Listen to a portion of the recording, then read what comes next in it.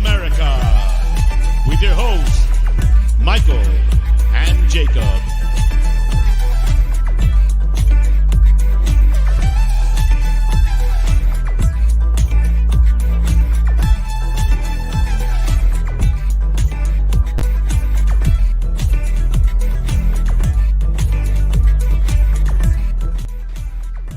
Big up, everybody. What is happening? Welcome, everyone, one and all the merriment, all the fun of fucking 2 weeks until we get to see ANGE. I guess it's 11 days now. It was 2 weeks. It's 11 days. I've already cursed. Fuck the monetization. Who cares? Anywho, how are you doing? Welcome in episode 157 of the Untitled series, also known as the Immaculate series. I hope you are too blessed to be stressed. I'm a little stressed, but I'm way too blessed. I'll tell you what, the blessings outweigh the stressings. But we moving very nicely. Got a new face, fresh blood onto the show tonight. So hopefully y'all brought your game faces. Well, I don't know why you bring your fucking game faces. It's just the stream. We're just going to talk about ANGE, Postecoglou, Tottenham, and the likes. Speaking of likes, make sure you do like the video on your way in. Chewy's here. Remember, if we don't hit 100 likes during the live stream, Chewy doesn't get to eat dinner. So hold that. If you don't want to feed Chewy, then don't like the video.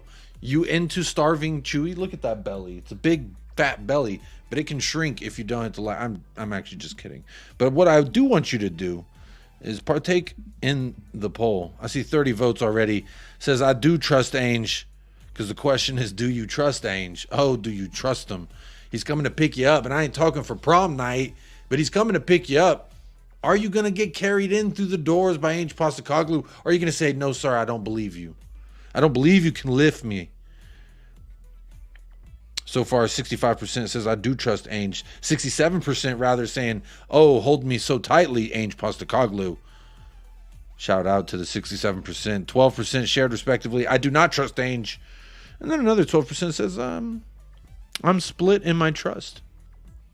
9% says, I don't trust anybody. And to be fair, that's really, if it's cold out here in these streets, you got to make sure you don't trust anybody, first and foremost. Trust yourself, and trust the numbers, because numbers don't lie. Men lie, women lie, numbers do not. But we're not here to talk about that. We're here to talk about a few different things. But before we do that, let me keep lowering this damn background music as my headphones are dying. Again, like I said, I got a new guest joining the show. This is his debut. I don't know if he's live streamed on other channels, to be quiet. It's probably something I should have asked him before the show started. But hey, that's just the way the gravy works here. Sometimes we mash the taters before we make the gravy. But either way, it doesn't really matter. What does matter is that you're here, you're locked in, whether you're live or on playback. Know that you're a valued member of United Spurs of America. Just like Spurs GCTV with the first super chat. I'm already off to a terrible start. Spurs GCTV says, yo, Jacob and Chewy, you somehow, some way knew that Chewy was here. So big up to you.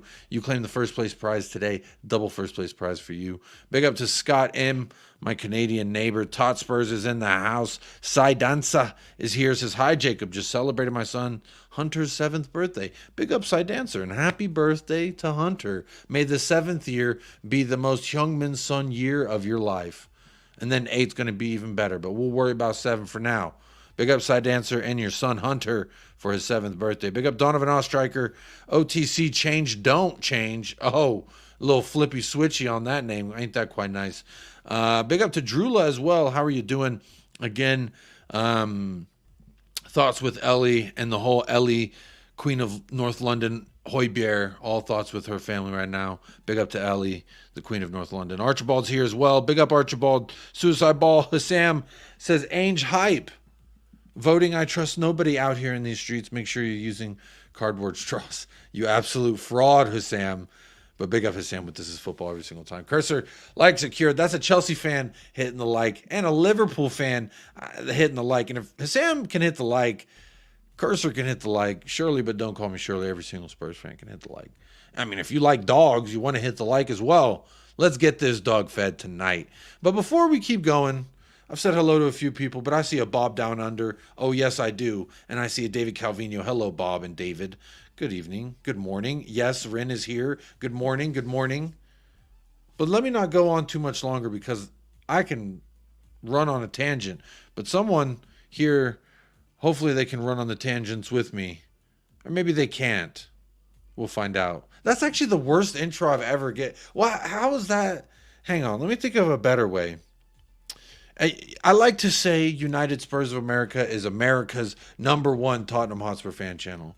And what would we be without having more Americans here to support the channel? He's been a supporter of the channel, and now he's going to be a contributor to the channel. So how beautiful is that? Today we have the one and only Sam from stateside Lily Whites. How are we doing, Sam? And welcome to the show. Hey, man. It's good to be here. That was quite a horrible intro. I'm sorry about that. I've definitely had better intros, but big up, man. Welcome. Where you? Hey, man. Where I see Vermont Spurs behind you. Yeah, buddy. Did you pick that up in Vermont, or is that where you're from? Right here in Vermont. Yeah, man. It's pretty nice. We got a really nice supporters club. Kind of like nice, small and intimate. We go to a nice pub, watch the matches. But yeah, VT Spurs. Yeah, man. I haven't been here that long. I only moved to Vermont pretty recently, but yeah, it's nice. Freezing cold, but we still got a Spurs community here, so yeah, it's good. It's actually quite warm today in El Paso, so I was like, I'm missing the cold already. We're in. I mean, it was only like 76, but still. As you can be in right now. Is it like high elevations or mountains, or is it like flatlands out there in Vermont? Honestly, I don't know if that's East Coast, right?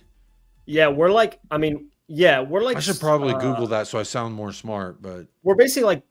Where I live, I'm basically like the Canada of America, to be completely honest. Like where I'm at is like 30 minutes from the border. So like you and I are like pushing the very limits of North and South in this country right now. Because Sam's calling you the Spurs KDB.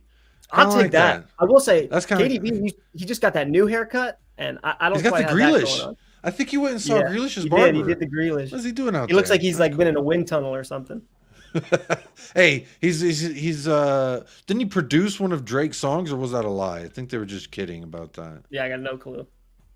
But yeah, man, Vermont Spurs. It's pretty dope. Very cool. Very cool. Yeah, look, Vermont. The opening question I'm gonna make. Hey, big up Ryman's son out there with Chicago Spurs. How you doing, Ryman's son? Big up. Hey, again, everyone in America tap in right now. But also, I'm trying to find more Americans to like get into the scene, because right now the third demographic of the channel is America. I'd like to see that move on up the ranks, but UK and Australia are the biggest viewers of the channel right now. But very glad to have a fellow American. Look, the first question I want to ask you, for really bluntly, do you trust ANGE Postecoglou? With all my heart. I can't. With all my heart.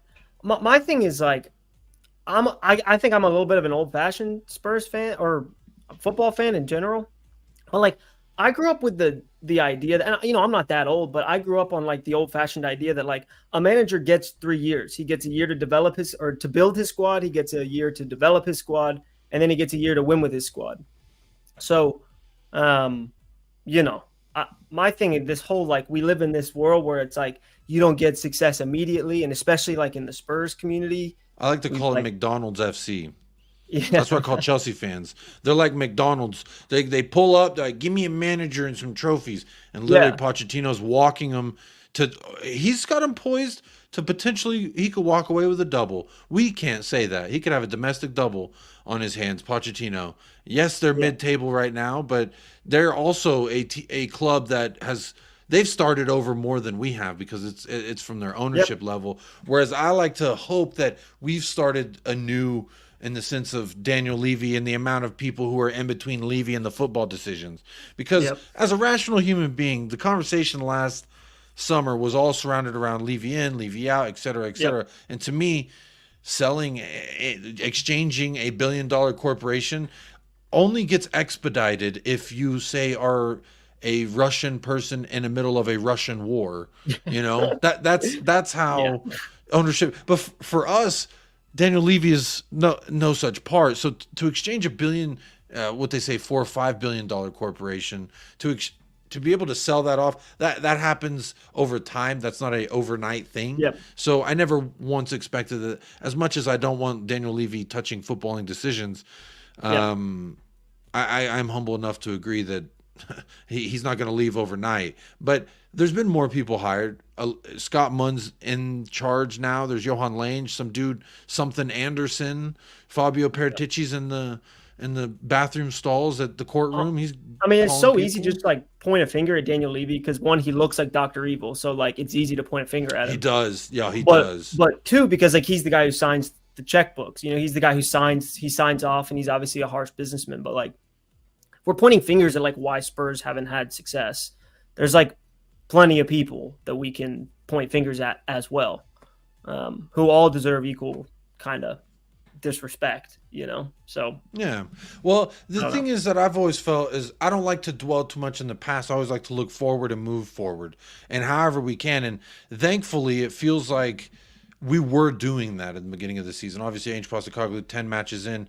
I'd kind of predicted that this style would be very hard to plan against because you're not going to know what ANGE Postecoglou is trying to do in the Premier League. But now teams and managers do know, and there's been this notion that ANGE Postecoglou has been found out. Do you think, first and foremost, that ANGE Postecoglou, one, has been out-managed and out-tacticked by the likes of Gary O'Neill, Sean Dyche, Thomas Frank in the first 45 minutes versus Brentford? I mean, it's hard for me to say that Thomas Frank. I'm just going off of the example of some other people have listed. Like, these guys have outclassed ANGE Postecoglou. And I'm like, well, hang on. Where are they at in the table? Or how are they outclassed in the league? Like, maybe they're 6 points for Wolves. Now, it's hard to debate that Gary O'Neill didn't get the best of ANGE Postecoglou. But have they found the system to nullify us? It seems pretty clear that when a team sits back with 3 in the back, and then they have 3 in the midfield and those wing backs that help cover as well, that they can comfortably sit back and we're just going to horseshoe it around without really any clear idea of clinicalness. Where are we at, in your opinion? How have you seen kind of just the story of ANGE and ANGE ball, so to speak, being played out throughout this season? I mean, like, the whole thing about like him being found out, and the whole like the thing that's getting me is the plan A versus plan B whole conversation. And it's like Pep Guardiola has one plan, it's plan A, and that's put the best players on the field and have them bag as many goals as possible. And when that doesn't work, he puts the other $100 million players on the field and have them try to go win the game. Like, that's plan A. Plan A is like put the best players on the field and have them win the game. So this whole like plan A, plan B thing, you know, I think that maybe sometimes he could be like the match against Wolves. It's like, that's the kind of match where it's like, and I said this on one of my shows too, like everyone in the world knew how Wolves were going to play that match. Like everyone in the world knew how they were going to play. They were going to like play a back 3 or a back 5 because they played that way for the last 5 or 6 years, ever since Nuno was there and they got promoted. And they were just going to try to hoof the ball up to, you know, Neto or Hwang Hee-chan and have them just like run into space. Like everyone knew that that's how they were going to play. So I was a little disappointed that we like reverted to this system, but that doesn't necessarily mean that he's been found out. And also, you know, the man hasn't had like a full squad to choose from for quite a while. And so it's just, you know, I think it's totally understandable to be like frustrated with Ange. Like that makes sense. Like he's the manager, he's the guy in charge. Like you can be frustrated and think he made mistakes without being like, get this dude out of our fucking club. You know, like this guy's not the answer. You know, like, and on the opposite end, there have been the people who have tried to have that more balanced, rational take, like big picture. You know, you look at this from an eagle's eye, and they can kind of see what's going on, and they say, I appreciate all that. But when you zoom in and you look at now, Wolves had 6 points dropped. Some people have been saying we haven't shown any real play style since Newcastle. And to me, I feel like we have shown a very clear play style. And there was something, I'm going to have to shout him out, unfortunately, and his name is Vader, and he's a Manchester City fan. And I was doing a show, American Waffle, on Staffy TV last night, and he said something that I loved, and I'm stealing it, and I'm going to claim it. And this is the only time I'm going to give him credit. And in the future, when he hears me say it and he says, oh, Jacob, why are you using a phrase that you heard me say? But it was great. And I think it really hit home for me. It was, in this sense, I would prefer to have consistency in a philosophy rather than adaptability to that philosophy. So right now, what we're doing is laying the foundations. And to me, if we're doing this whole like, oh, our opponents, we all knew how they were going to line up, so therefore we should have changed the way that we play. To ANGE, it's more like, this is how I want y'all to play, and if y'all can't execute it, we will find someone who can. Yeah. And that's kind of where I think we should be at a club, because we got to get rid of the players who, first of all, can't play this style, and secondly, this man's 7 months into a project. How many players has he even signed? Like half of the. How many games? When I'm looking at a. Go ahead. He had like, how many games has he had his, not just like a squad to pick from, but his preferred back four to pick from? Like, it's maybe 10. I can't, off the top of my head, like, how many matches? And we played 20, what is it, 23, 24? Like, how many matches? Yeah. My thing is I heard this somewhere else, and like you said, I'm going to claim it for my own because they're not here to tell me I'm wrong. But I heard, and it's 25. Such a good point, that ANGE has built a team that can compete with anyone in the Premier League, maybe even the world. What he hasn't yet built is a squad that can compete with anyone in the world. And so, like, you watch Man City, right? And Man City weren't playing great against Brentford this afternoon. And they are able to bring on players like Jeremy Doku and like crazy talented players, right? Because he's built a squad that can compete, right? And he can just plug players into new positions and be like, go win me the game, and they'll do it. ANGE has an 11 or 12, maybe 13 players who he can be like, go win me the match. But when we start getting deeper and deeper and deeper, he's using Mourinho's players. He's using Nuno's players. He's using Conte's players, right? Who only know how to either defend or do one thing or the other. And so we have a team that, when fully healthy and fully fit and in form, can compete with anybody in the world. So, like, we may go out against Crystal Palace next week or in 2 weeks and absolutely wipe the floor with them and put six past them, and people be like, ANGE ball, ANGE in. But so I want to prod you a little bit on that. You said with our ideal 11, you believe we could go toe to toe. What is our ideal 11? Because I don't even know what that looks like right now. Because Richarlison through the middle was scoring. A lot of people said that that's a purple patch. For me, Son through the middle has to be the only, and then somebody on the left. Now, there was a quote that came out from James Maddison today that apparently, I don't know if this is real or not. I didn't look at the fucking, if it was verified, but apparently he said one of the most technically and skillful dribblers of the ball that he's seen in his life is Maynard Solomon. Yeah, he's allegedly working to come back. I don't know if he really said that or if that's some bullshit propaganda, but either way, to me, like, I think we are still a couple pieces away from our ideal 11. Yves Bissouma is starting to raise a lot of questions, because to me, when I look back, I watched that game back again versus Wolves, and specifically the Pedro Neto counterattack. João Gomez was tracked by Bissouma the entire time, and then literally right when they got into the box, he just said, there he goes, and he just let him be free. I didn't understand that, and it was like maybe he doesn't have confidence in Emerson Royale, that he thought he needed to kind of come back and cover that space. But for me, I just thought, there's question marks. He hasn't looked like himself. Papa Matasar can only do so much, and like I don't think that he's even looked that great. And Bentancur, when he's came back, he hasn't looked that great. And I struggle with the balance of like, okay, we're injured, we're still trying to get into form, we're still trying to build this chemistry, and between like, well, I mean, these guys have been in the same building for X amount of time, and they surely should be able to have some kind of cohesion to look better than we do, right? Yeah, but I mean, the thing that is hard is that we haven't all even been in the same building for consistently. Like you have a guy like Kulusevski who's played tirelessly the entire season, right? I think he's missed 1 or 2 matches here and there, but for the most part, he's going like hell for leather, all match, all season. And then you have a guy like Bissouma, who's literally like, he's been out playing for Mali. He's been suspended for 4 matches at a time. He's been in and out of form. And so it's like, these guys, honestly, I don't even know if they have been in the building at the same time. You know what I mean?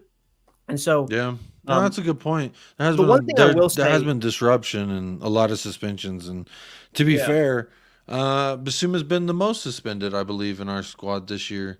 And he's really fallen off a cliff in regards to the first 8 matches. I was thinking, this is it. We just figured it out. We got Bissouma to be that link up play between the guy to get Maddison in space so Maddison can find that final pass. Like, I thought we had something cooking. And then it's like, clear without Basuma, we look a lot different. And even with just Basuma being a shell of himself, we look a lot different defensively and going forward with the ball. But I just thought that João Gomez, that second goal, could have been prevented had Basuma continued to track his man inside the box. But look, I do want to address something in the chat. I've seen people calling Ainge a PE teacher. Now I want to reference. That's funny banter, but I do want to reference something because I find that it carries weight to me when a man who learned under such prestigious managers of our history, who a lot of people would claim a club legend, and I would agree as well. If you haven't checked out his podcast, you definitely should. That's the Steve Perryman podcast. But look. Steve Perryman tweeted February 9th, that was yesterday effectively, says, I don't trust newspapers or social media. I don't usually agree with pundits. I'm not on the firm, nose on the trough, or a toe-the-line man. I do trust my experienced eyes and football brain. And then he goes on to say, I was taught by Bill Nick and Keith Birkinshaw and realize, and this word's going to trigger some people because they hate the word patience, he says, I was taught by Bill Nick and Keith Birkinshaw and realized how patience can bear fruit, as proven by players like Shivers, Bale, and Kane, with the danger of instant judgments. I'm not a lover of football chairmen taking footballing decisions. I do trust Ainge, a Spur forever, Steve Perryman. And honestly, if you don't trust me, you don't trust the fans that do say, be a little bit patient with this guy. Can you trust a former captain of Tottenham Hotspur? Right. Can you trust a guy who's learned under Bill Nicholson and Keith Birkinshaw? Can you trust him? Because I feel like I can. And also I would go on to say that giving a little bit of patience doesn't mean lowering or dropping standards or expectations. Right. I think it's more of, we haven't had a manager start and finish a season since Pochettino. Yeah. That's absolutely absurd. Yeah, dude. And to me, there's been no identity, no ethos, no building of anything, no starting to try and build of anything until now. And to me, I would also reference, if you look at the places that Ange Postecoglou has been at the club level and even the national level with Australia, at Celtic, they would describe Ange Postecoglou's first 9 months or so, they would describe it similar to this. Very frustrating. You can kind of see something, but the results aren't there. So therefore, it's kind of like, what's going on? And then the next 18 months, they can't stop talking about him. They love him so much. And then he I'm falling short of what I'm trying to say here, but this has been a common theme in Ange Postecoglou's career. Where he goes, it takes some time to really settle in and start planting the seeds of growth. And then once you stick with it a little bit, you find out that this can be successful. So I'm at least willing to give this several years. Let's give him some windows, because you look at any of the managers, again, that are competing for the league right now. Klopp, 8th in his first year. Yeah. Arteta, 8th in his first 2 years. And as little as I want to compare us to the likes of like Liverpool or Arsenal, like those are direct competitors. They're direct competitors. They're challenging for the league right now. And that's managers in their first season. It didn't look good. Fans didn't like it. Fans said this, fans said that. And that's exactly what's happening now. Like, I just think this is part of the I hate the fucking, this is full of P words tonight. Patience, process. I'm not saying this is a process, but I'm saying just have a little patience. Wait a little time. Enjoy yourself in the meantime. I know the ball is fucking frustrating, and I know the results are infuriating, and we shouldn't be happy, and we should critique, and we should say what we want to see, and this and that and the other. But again, when I sit up here, or any other Joe Schmo, fucking anybody, not you specifically, Sam, but we say, oh, we should do this or we should do that, I would say and this isn't a dig at any of us, but it's like, how many Premier League clubs have you managed? How many Scottish leagues have you managed? How many Japanese clubs have you managed? And to me, like, you know, it's one thing to go out there and shout out some kids, but it's another to fucking manage a club and get a large salary for doing such. To me, I would trust this man, at least give him 18, 26 months to build what he's trying to build in his image. And then once we have that, then I feel comfortable saying this guy's not going to work, or yes, it will work. But we got to give him some time, right? It's like the man signed a contract, right? Like, and it wasn't like the Nuno signing where like Nuno was genuinely a last gasp, literally like, oh shit, we actually kind of need a manager. And so we brought in Nuno. And you know what we did? After 3 months, we canned his ass because it was like, this guy is not it. And but obviously they've done their research and they've brought this guy in, a different style of manager. And the thing I just can't understand is like, and like this word goes around a lot as well. It's one of these like buzz things, but like the whole recency bias. It's like, we just lost. And so everything's a disaster. And I get that. Like, I understand like football is supposed to be about passion and all those things, but calling for like a man's head and questioning his entire tactic when 2 months ago we were praising it's insane. And it's like when you first start dating someone, right? And like the first 6 months are great. And even when they like do something crazy, you're like, I'm blinded. I mean, like, it's like the honeymoon phase. And it's okay that we're past that. It's okay that we're allowed to criticize him. Now the farts are starting to smell. That's what you're saying. Yeah. And we're starting to say, because honestly, people are starting to nitpick, and this is a serious thing. Like, as much as I want to make the analogy of a newlywed and now the wife saying, honey, your farts are smelly, can you please exit the room when you pass the gas? To me, it's the same thing like with ANGE Postecoglou. It's like, oh yeah, we won, but the subs were too late or the subs were too soon.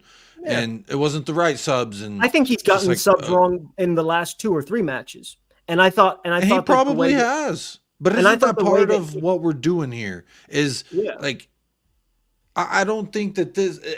Again, I referenced the Fulham match when we went out in the cup on penalties. Yeah. Because that was for me a moment in which he was showing, look, I'm trying to see what these players can do for me, and I'm playing them because I have to, and I have them in these positions. And look, Emerson Royale's played 3 different positions for us. Has he been good at any of them? Arguably average at some. Yeah. But 3 different positions. Ben Davies has played 2 different positions on 3 different occasions. And this everywhere I go, they say, oh, Ainge isn't flexible. Ainge hasn't adapted. Bro, if playing 2 fullbacks at center backs isn't adapting, and then moving them back to their original position isn't adapting and going with it, we've changed a lot. When we played Wolves the first time was completely different to how we played Wolves fucking 2 days ago. This whole Ainge isn't adaptable. I think it's just a stick that they want to beat him with because it doesn't look as adaptable as some would say, because, oh, well, when Pep plays so-and-so, Pep does this and Pep does that. And I hate that argument because Pep has been there for fucking 7 years, some shit like that. Pep's so of course Pep can do this. And Pep has just won a treble. Pep has won a treble. Comparing a treble-winning manager in his 7th season and the things that he does to Ainge Postecoglou, who literally still rearranging his fucking photos on the wall, I think it's a little disingenuous. So I'm not sitting up here saying Ainge is unfallible. He hasn't made any mistakes. I probably agree that there's times you can go back and watch any of my watch-alongs where I'm like, where's our subs? I'd like a sub. I think I remember last during the Brighton match when they were subbing on Ansu Fati, I was like, you know what? I would like to start making some subs now. Where's that at, Ainge? And that's okay. We can be critical without being fucking over the top. It's like, I just, there has to be some kind of balance. And I feel like I would rather see a consistency in our philosophy, which is what we've shown, rather than this changing because the wind has blown, changing because our opponent. And I love when people make the boxing analogy. They say, oh, if I was a boxer and I'm going against so-and-so who's got a mean left hook, you want to adapt to that. Bro, if you're good enough, it doesn't matter what anyone. You think Mike Tyson gave a fuck who you were? Mike Tyson went out there and beat the brakes off you. That's what he did. So it wasn't about, oh, I'm going up against George Foreman, and George Foreman likes to duck in on his left. And bro, some people get success that way, but other people, like Ainge Postecoglou, he says, I'm Mike Tyson. You can have a game plan until I hit you in the mouth. Then you got to change your game plan. It might even go out the window. And that's kind of, so the boxing analogy for me is a fun one, because when they say, oh, to me, Mike Tyson, he didn't give a fuck about none of that. He didn't care what you did. He didn't care your stance. He didn't care. I'm going to go out there and punch you in the fucking face. And that's what it is. And to me, that's kind of the vibe that I get from Ainge as well, And I base my whole feelings on Ainge and expectations on where we can go with him based off what he says and how he acts and what he does. And to me, that is for me the most crucial part, because we ain't Tyson though. So are we trying to be, or are we just trying to be some fucking middle of the pack guy? We cannot be Tyson right now, but if we're not trying to be fucking Tyson, what are we doing? Right. My thing, and I said this earlier, people will probably disagree, but like this whole like Ange needs a plan B. I couldn't disagree more. It's like I'd rather have a manager who like has a plan A and like does his best to build a squad around the way he wants to play. And if you know what, sometimes we get beat, like we're gonna get beat. Ange said this from the start, like we're gonna get beat on the counter by a quality player playing for a mid-table team. Like that's gonna happen, but I'd rather have a team built around a specific way and try to build a squad around that specifically. I just feel like now I do think that Ange could probably be better about like, you know, maybe we don't invert Ben Davies, who is at this point basically a center back at this point in his career. Maybe we don't invert Royale, who doesn't seem capable of completing a pass over 10 yards. Like maybe we don't invert the fullbacks today, but that doesn't mean we don't play aggressively on the front foot, put a bunch of guys in the box. And if we get beat on the counter, we get beat on the counter. I just feel like the whole like I said, Pep Guardiola doesn't have a plan B. I don't see Pep Guardiola when he goes up against Liverpool putting out a team that's really defensive and you know centered around like wanting to avoid conceding. That's not necessarily, that's not like, you don't want to hide. Like Pochettino at times was a manager who had a plan B. Sometimes he'd throw a back three, sometimes he'd throw a back four. And towards the end of his tenure, it was kind of like he never played. I think there was a stat that went around towards the end of his career, which is like at Spurs at least, which is like he didn't field the same squad for something like 40 matches in a row. I don't want that. I want to know the guys who are going to go out there. I want to know the way they're going to play. And if they get beat, they get beat. It's like that's the way it's supposed to work. And I just can't quite understand this whole like expecting Ange to be halfway this, halfway that, because then he's not doing anything. He's not doing his job. To me, he's always been damned if he does, damned if he doesn't. But somebody well, he's coming into he's also objectively coming into the hardest job in world football. Like the chat just shows that. You know, some people who's like the special one couldn't do it. Antonio Conte, who was supposed to be the special one in his prime, he couldn't do it. I like that point. Real quick, got 2 super chats here from Spurs Acolyte. Big up, my friend says big up from South Africa. Yes, I believe that is South Africa. Says, I think we need a whole new front line, both a new starting left winger, striker, and right winger, as well as a proper rotation for our fullbacks and a CDM. Follow up to my last super chat. We are top 6 richest clubs in Europe. Levy needs to give the scouts 200 mil to cook. And not every player has to be 70 mil, says the Spurs Acolyte. First of all, big up the Spurs Acolyte for the double super chat, my friend. I don't agree that we need to replace our entire front line, but I'll say 2 out of 3 would need to be replaced. Not every, like we bought Sonny for 30 million, you know, like there are players out there. And I think the thing I love about Ange, especially when he first came into the team, is he said it very clearly, like from his roots. There are parts of the world that don't get enough respect when it comes to like footballing talent. And Ange, having managed all around the world, is not afraid to send scouts to parts of the world to find talent that isn't just in Spain. It's not just in Portugal. It's not just in England.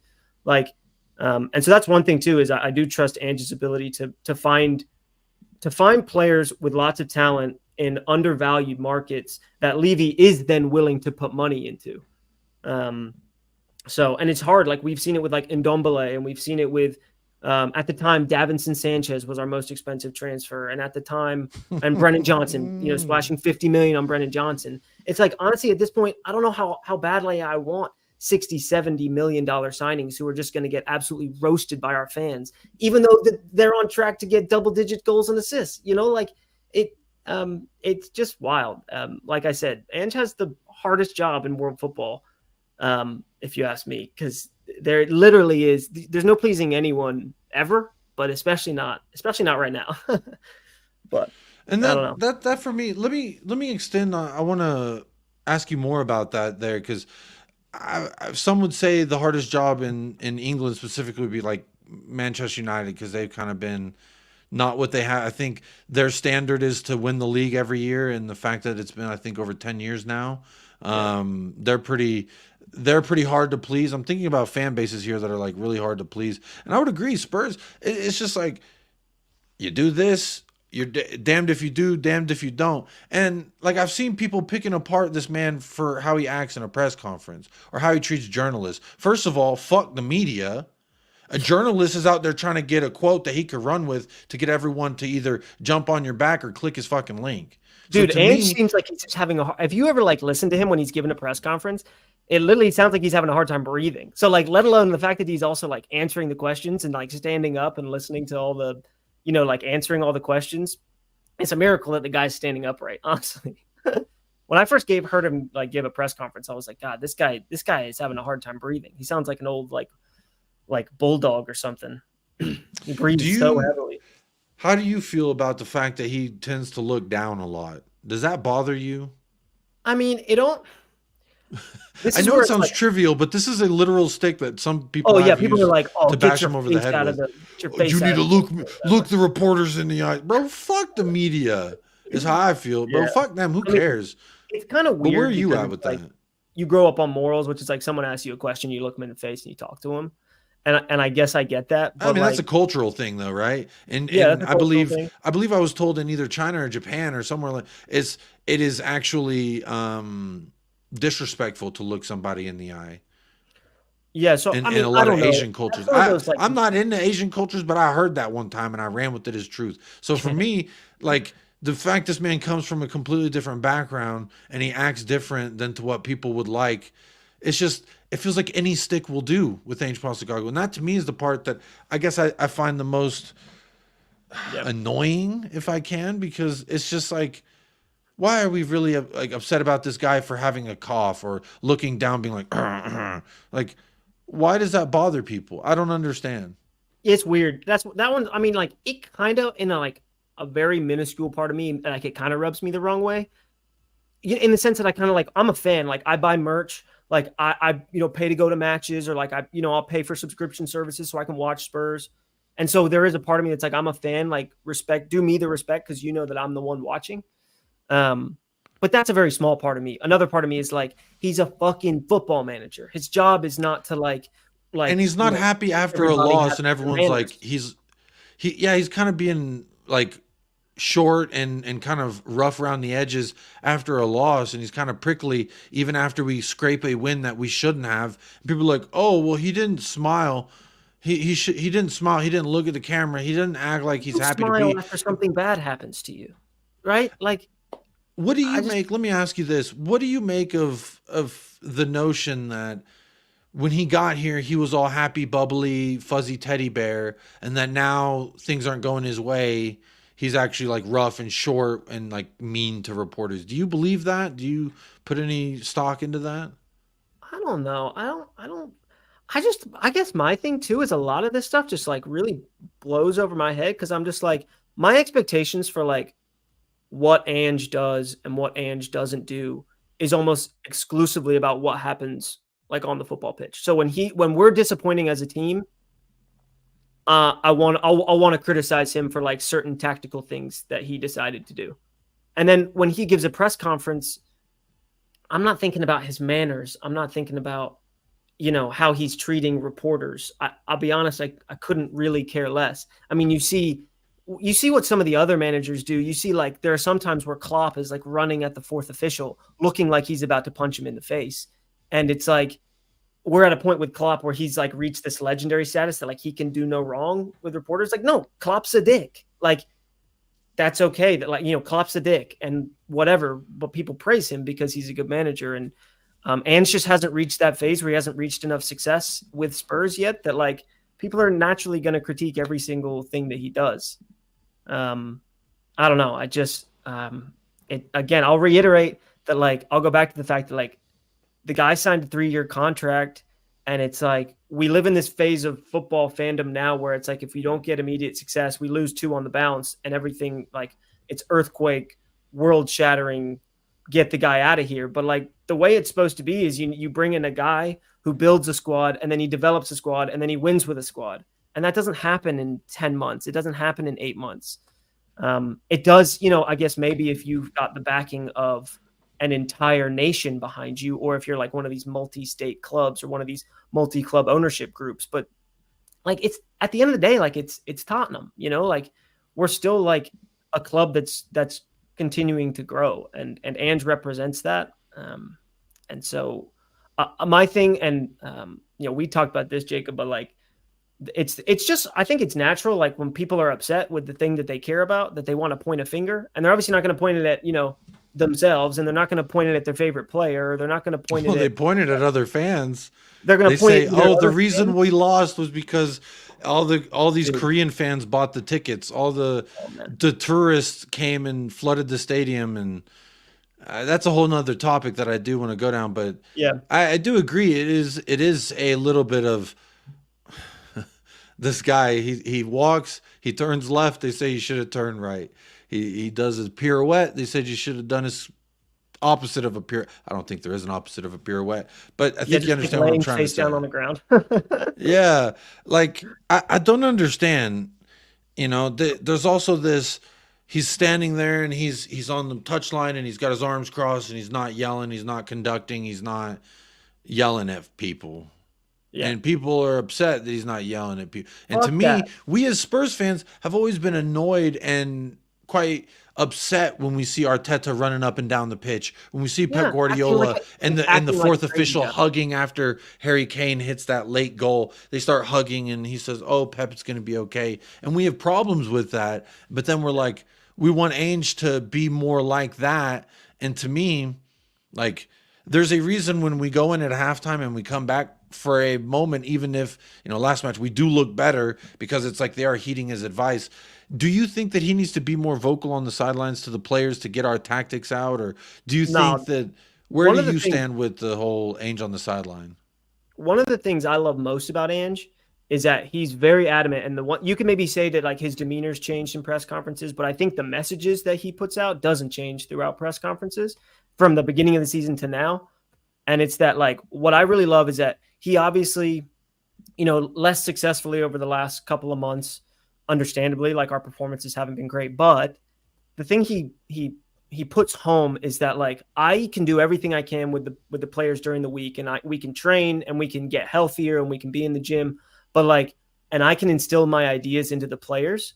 That being said, when they go out and play and they go out and perform on the pitch, like, it's now their job. There's only so much that I can do, and all of that happens before they step on the pitch. When they step on the pitch, it's their job to crisis management and find ways to win together. Now we can go and he can give like some epic halftime speech to pump us up at halftime, but then the second they come back on for the second half, it's the players' jobs. And I do like that element of his management, that he puts it on the players. But yeah, I don't know. I again, from like a media perspective and from like, it's easy to poke holes in him now because we're not playing well. Give it 2 months and let us put 7 past Crystal Palace, and people are going to be like, "Oh, Ange ball back in full force." I hope we do, because when we beat them the first time, we had 1 shot on target and 2 goals. And it was quite comical because one of those was an own goal. But I would like to see, because that's obviously a team that is going to allow us to do what we want to do with the ball. They are going to allow that behavior from us. So to me, I absolutely agree. Crystal Palace, I would love it if we go out there and put fucking 5 on them so we could shut everybody up for a second or make everybody feel good, That's kind of what I'm going for. Big up Dermatron THFC till I die. Member for 8 months. And member for 8 months now. Big up Dermatron with THFC till I die. Hope you're doing well, buddy. He says, "I fully trust Ange and always will. Come on, you Spurs." That is a good little reminder. We are over 45 minutes here on the stream. Make sure you are, if you want to, hit a like on the video. Partake in the poll. I see 96 votes, almost 100 votes. And where are we at with the likes? Not even at 50 likes. What are we doing, people?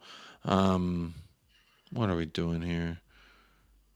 Yeah, I will say we're starved for a performance where we go out and we just kind of manhandle the opponent. We're starved. I say, hopefully we put 7 past Palace. That's a hope, because We're a little starved of that, and we haven't had much of that. It's been a lot of sitting on the edge of our seats at the end of a match, like hoping Kulusevski or hoping Son does something special. And that's the one thing I will say is that the last 10 to 15 minutes of the last few matches has been very like chuck the kitchen sink at it. And I hate that. Like I hate that my blood boils for the last 20 minutes of every match. Yeah, it's almost that notion of it doesn't matter if we're up a goal or two, you still feel like at any moment they can come back, and at any moment, even if we're down 2 goals, that we can come back. It's quite nerve-wracking. Part of me kind of loves it though, because part of me is like, it's like you pay. It's like at the end of the day, it's like you don't pay to go to a movie that's, you know, boring as shit and all the action happens at the beginning. So like there's a part of me, like as a football fan, that like I love to see a good match of football. Like that Brighton match. Like I was on cloud 9 for days. Now I hate winning like that, but I also love winning like that. And I just feel like at the end of the day, I care most about winning. I care most about winning, no doubt. Sometimes style of win is nice. Yeah, but I will say that where we are, but I just think it's the reality that where we are under ANGE is that there are going to be days where we are sitting on the edge of our seats and we are, you know, we're waiting for a miracle because we haven't fully developed as a squad under a manager. And that's not going to get any better if you just kick the guy out on the curb. Sorry. You know, were you quoting Sean Mills? You said waiting on a miracle. I was not. But he sounds like a smart guy. Do you know who that is? I don't. That's the guy that they say he looks like Hoyland. They say he looks like Rasmus Hoyland, and he does that song. Because you don't know, I feel like I'm gonna have to. I thought I had a clip of it, but apparently I don't. But here's a Vicario. You must have had a great view of that. Wow, unbelievable from the back. Yeah. There you go. Unbelievable from the back. I love to see it. Big up Fifth Elemento as well. Big up everybody in the house right now. Make sure you are hitting a like and partaking in the poll. Let your thoughts be known in the chat. And thank you so much to the Super Chat Spurs Acolyte and THFC Till I Die using that membership chat. I do appreciate it. Look, we are about 50 minutes in, and I think we've talked a good amount about ANGE Postecoglou and kind of where you do you think?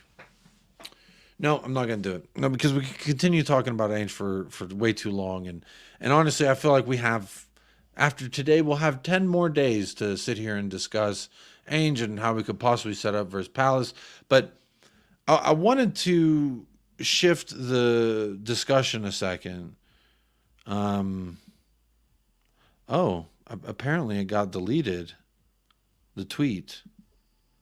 I saw this tweet here from Cody Mack, my Canadian brother, says, hoping that foreign fans who see this tweet click on it and see the 99% of the quotes and replies categorically rejecting this gatekeeping bullshit. The club is global now, accepted. It's part of what makes Spurs the greatest club. Apparently they deleted the post, but it was a photo of a section in the stadium, and it was Korean flags and a lot of Korean fans. And to me, it's just like this weird, subtle, it feels like subtle racism to me. But as an American, I don't know, maybe it's like a cultural thing again with the ANGE looking down. But as a foreign fan, do you take exception to when they say, oh, it's tourist fans' fault why the atmosphere sucks? Bro, the atmosphere sucked for a minute, and they've been trying to turn it into a nightclub. ANGE come out. A lot of people have come out and been like, they got a trumpet player. There's a fucking dude with the drums and a guy with a guitar singing. They're getting the whole fucking band out there trying to pump up the crowd. But they're saying now, because a lot of Korean fans showed up to see 2 of the best Korean teams play each other, that somehow this is an indication of truth.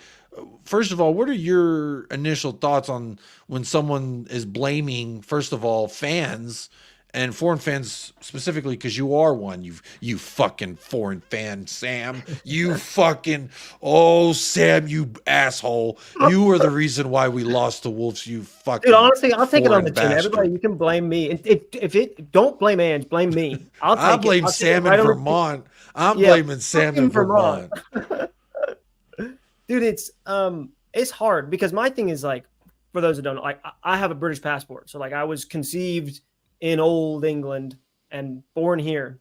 So like I got stakes in both camps, you know, and the thing that drives me absolutely crazy with football is like the gatekeeping. And the gatekeeping is really hard. And it's like this idea that like somehow Tottenham is a club just for just for people who live within like a 20 square radius of the club.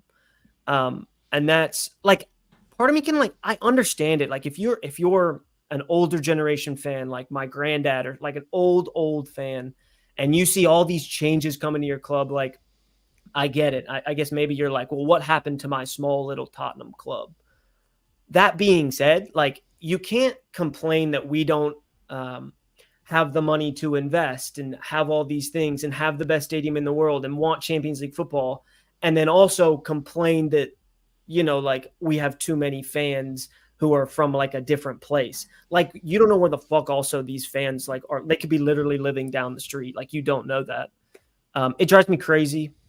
It's pretty insane because my thing too is like, Jacob, if you and I like went to a match, like we went to the Crystal Palace match or whatever, or the next home match, like we would be tourist fans because we don't fucking live there.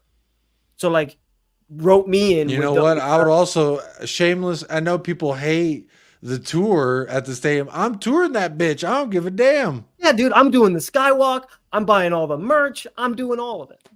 But Sam, how the fuck could you allow the atmosphere? Yes, 2 days ago. How dare you allow the atmosphere to be what it was, is my question to you.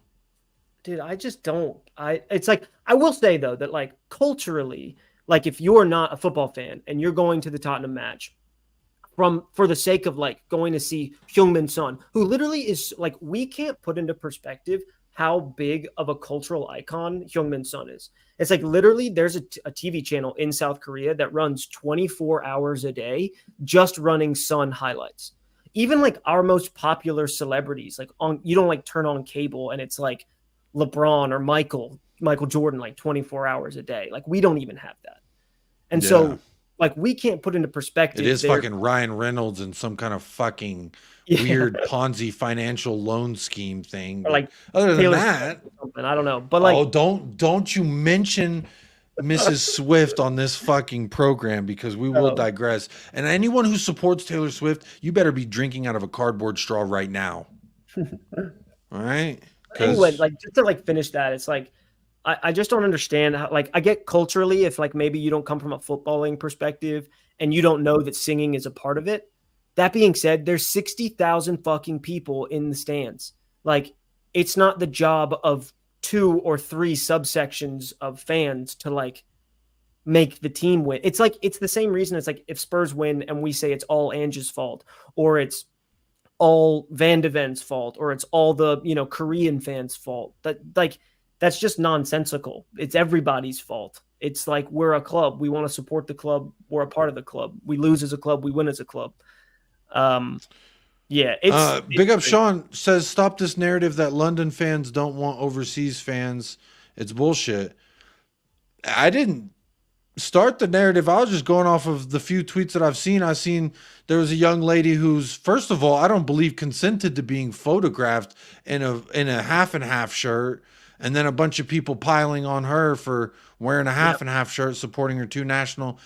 To me, it was like, I saw a lot of that. I saw a lot of like this touristy thing. It's like, and I just kind of had a problem with this whole tourist fans notion. Like, bro, first of all, you don't become big 6 if you're not fucking global, right? If you can't. Yeah. Like, well, later in the chat too. I mean, like a few dickheads on Twitter are not, and I get that. Like, I agree. Like, I'm not trying to blame. Like, this is where my family's from. I'm not trying to like blame, you know, like all Londoners or all British people for, you know, not being welcome to tourist fans. But it's just that like when the actions of certain individuals are so like blatantly ignorant and fucked up that I feel, Jacob, I'm glad you brought it up because I felt like it was worthy of talking about. Yeah. Sean, I dropped you the link. It is expensive, so. Well, it's not only expensive, but I would say even if you don't even like invest money. If you wear a shirt that has a little cockerel or it says Spurs and you watch the game, bro, if you're in Australia, you're waking up at crazy times. Here in America, you have it easy, actually, Sam, you bastard. I'm sorry I'm calling you names, but you really do it, man. Like it's I said, because I'm jealous. The earliest you have to wake up is fucking 7:30 kickoff. You fraud. Dude, awesome. Yeah, You were an absolute fraud. I was on the West Coast for the beginning of the like the first 2 weeks of the season, and like I think I had to wake up at like 4:30 to watch it, and I was like, imagine waking up at 4:30 to watch Conte versus. I remember it was one of our matches under Conte was versus Leeds. I think we won 1-0, and I had to wake up at like 5:34. But real quick, we're gonna get an English perspective on this. Let me see how this layout works. Wait, where are we at? I need the layout. I'm adding a Shawnee to the layout. Big up, Sean. Here we go. Where is this? Well, you know what? Can I see him yet? Do y'all see him yet? Here, I'll do dark, this way. Though. It's dark. What's going on? That's my dark. It's my bad in the dark. There he is. Were you in bed? You got out of bed for us, Sean? No, I didn't. Hello. Hi, Sam. How are you doing? Nice to meet you. Yeah, Jacob, you too. nice to see you. As always. Are you big fan? I appreciate that. Yeah. Nice for you to say. Listen, I need to come there and nip this in the bud. I know you've got a high reach into the overseas, over the pond, and Transatlantic. We have to nip this in the bud. I tried to nip it in the bud on my own channel earlier on. We did a whole segment on it. This is over on Spurs Talk Show. Make sure you are subscribed, by the way. Yeah, I'm only on for a minute or two, or maybe it depends how talk to me nicely. But I have to come on because I worry. What's going on with my thing? I don't know. It's all dark. Don't worry about it. I see your face. I worry that you guys over the pond are going to start to think that we're a xenophobic fan base because of some idiot who took a picture of a Korean girl who had a double shirt stitch up, whatever. I thought it was incredibly creative. Those things aren't sold on the high street, by the way. She did that herself. She went out and spent £100 on a Tottenham shirt and £100 on a Wolves shirt, and she. I think someone's wearing the opposite little combination too. Somewhere. Yeah, exactly. Yeah, someone else, and I wonder what that would have said. It would have had like the other half of the 7, and it would have had the other half. Yeah. Well, the Wolves jerseys and the Spurs jerseys are made by 2 different manufacturers, so you'd have like the really tight Nike kit on one side. True. Yeah. Castro and Nike. On the other. It would have suited someone who's got some kind of like I don't know, like the elephant man, non-cancerous bulge in there. You know what I mean? Like it would have fitted nice. Anyway, listen, I just want to say, like, I tried to nip it in the bud. It's not a thing. It's not a thing. 99.9%. There's dickheads everywhere, right? Everyone, every country. I loved your take. Can I interject real quick? I did listen to your show this morning. Great show. It's unfortunately an absurd hour for me, so I watch it on replay. And I loved what you said. You're like, I would rather see some cute little Asian girls trotting around the stadium than some overweight man dribbling beer down his beard. I've taught them through and through. I love that. You know how long I've been stumbling down the Tottenham High Road, drunk as a skunk, right? And all I've come across is other drunk as a skunk, big fat beardos, like every single week, 9 months of the year for the last 25 years of my life. On Saturday, I walked up and I saw Johnny. And I saw Ben Kaufman. I saw a bunch. I was like, "What is going on?" I reckon I could pull. I reckon I could actually pull here. I think there might be a chance that I could be leaving with some ra-ta-ta-ta, and that doesn't happen most of the time. I'm all for the Korean girls.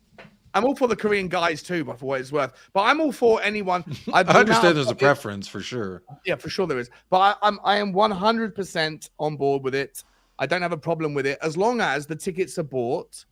The only issue I have is if ticket touts are the access point. Yep. And if they are, that's not the fault of the purchaser. It's the fault of the vendor.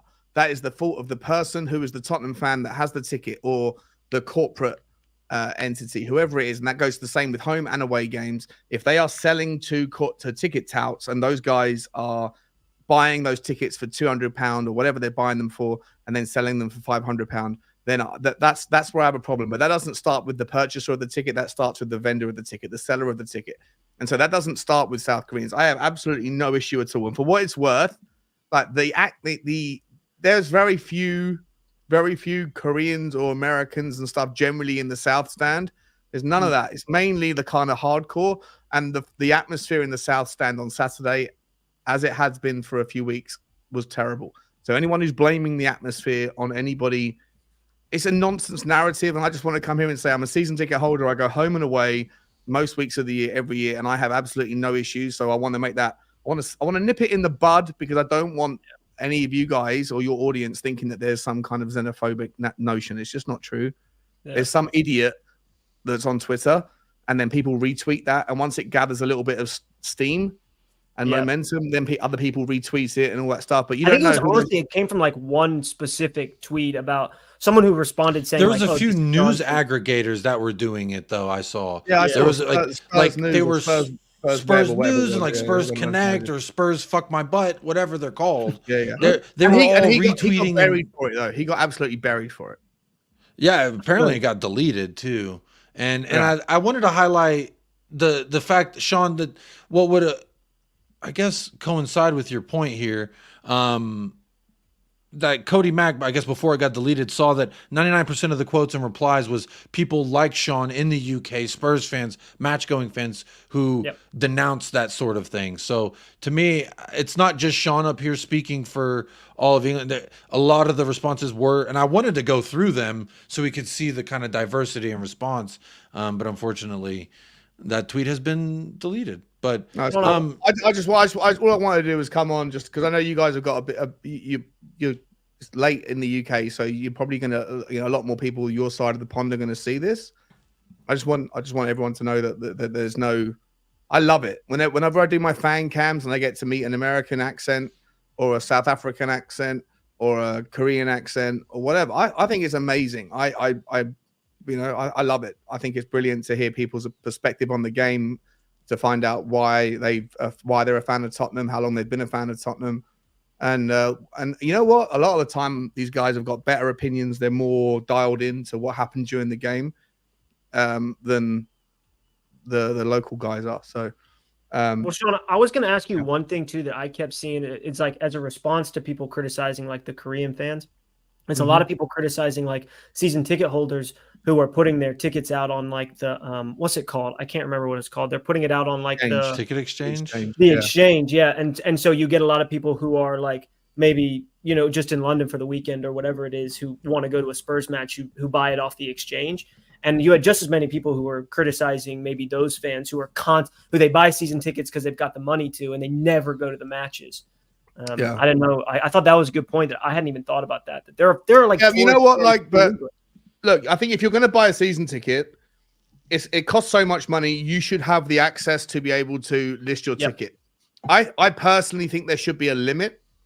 Yeah, there's a guy that I know. I'm not sure if he's watching, but there is a guy that I know who's got an injury right now, and I love him to pieces. I'm not going to call him out on the stream, but I love him to pieces, and I know that his particular situation calls for it, but he's got a really bad injury, and so he's only been to like 5 or 6 of the home games this year. So, but he lists most of his tickets, but he's got a legitimate excuse. But there are loads of people that have got a season ticket that don't want to go unless it's Arsenal or Chelsea or whatever else, and so they buy the season ticket because they don't want to lose their season ticket, and then they list it.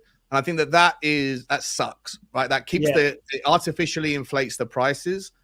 And I think that there should be some sort of look. I think the whole ticketing thing needs a whole revamp. I think the away ticket thing needs a revamp. I think that it shouldn't be based just on loyalty points. Whilst I think that loyalty points are commendable and respectable, and you should absolutely reward your loyal fans who have been there for 25 years.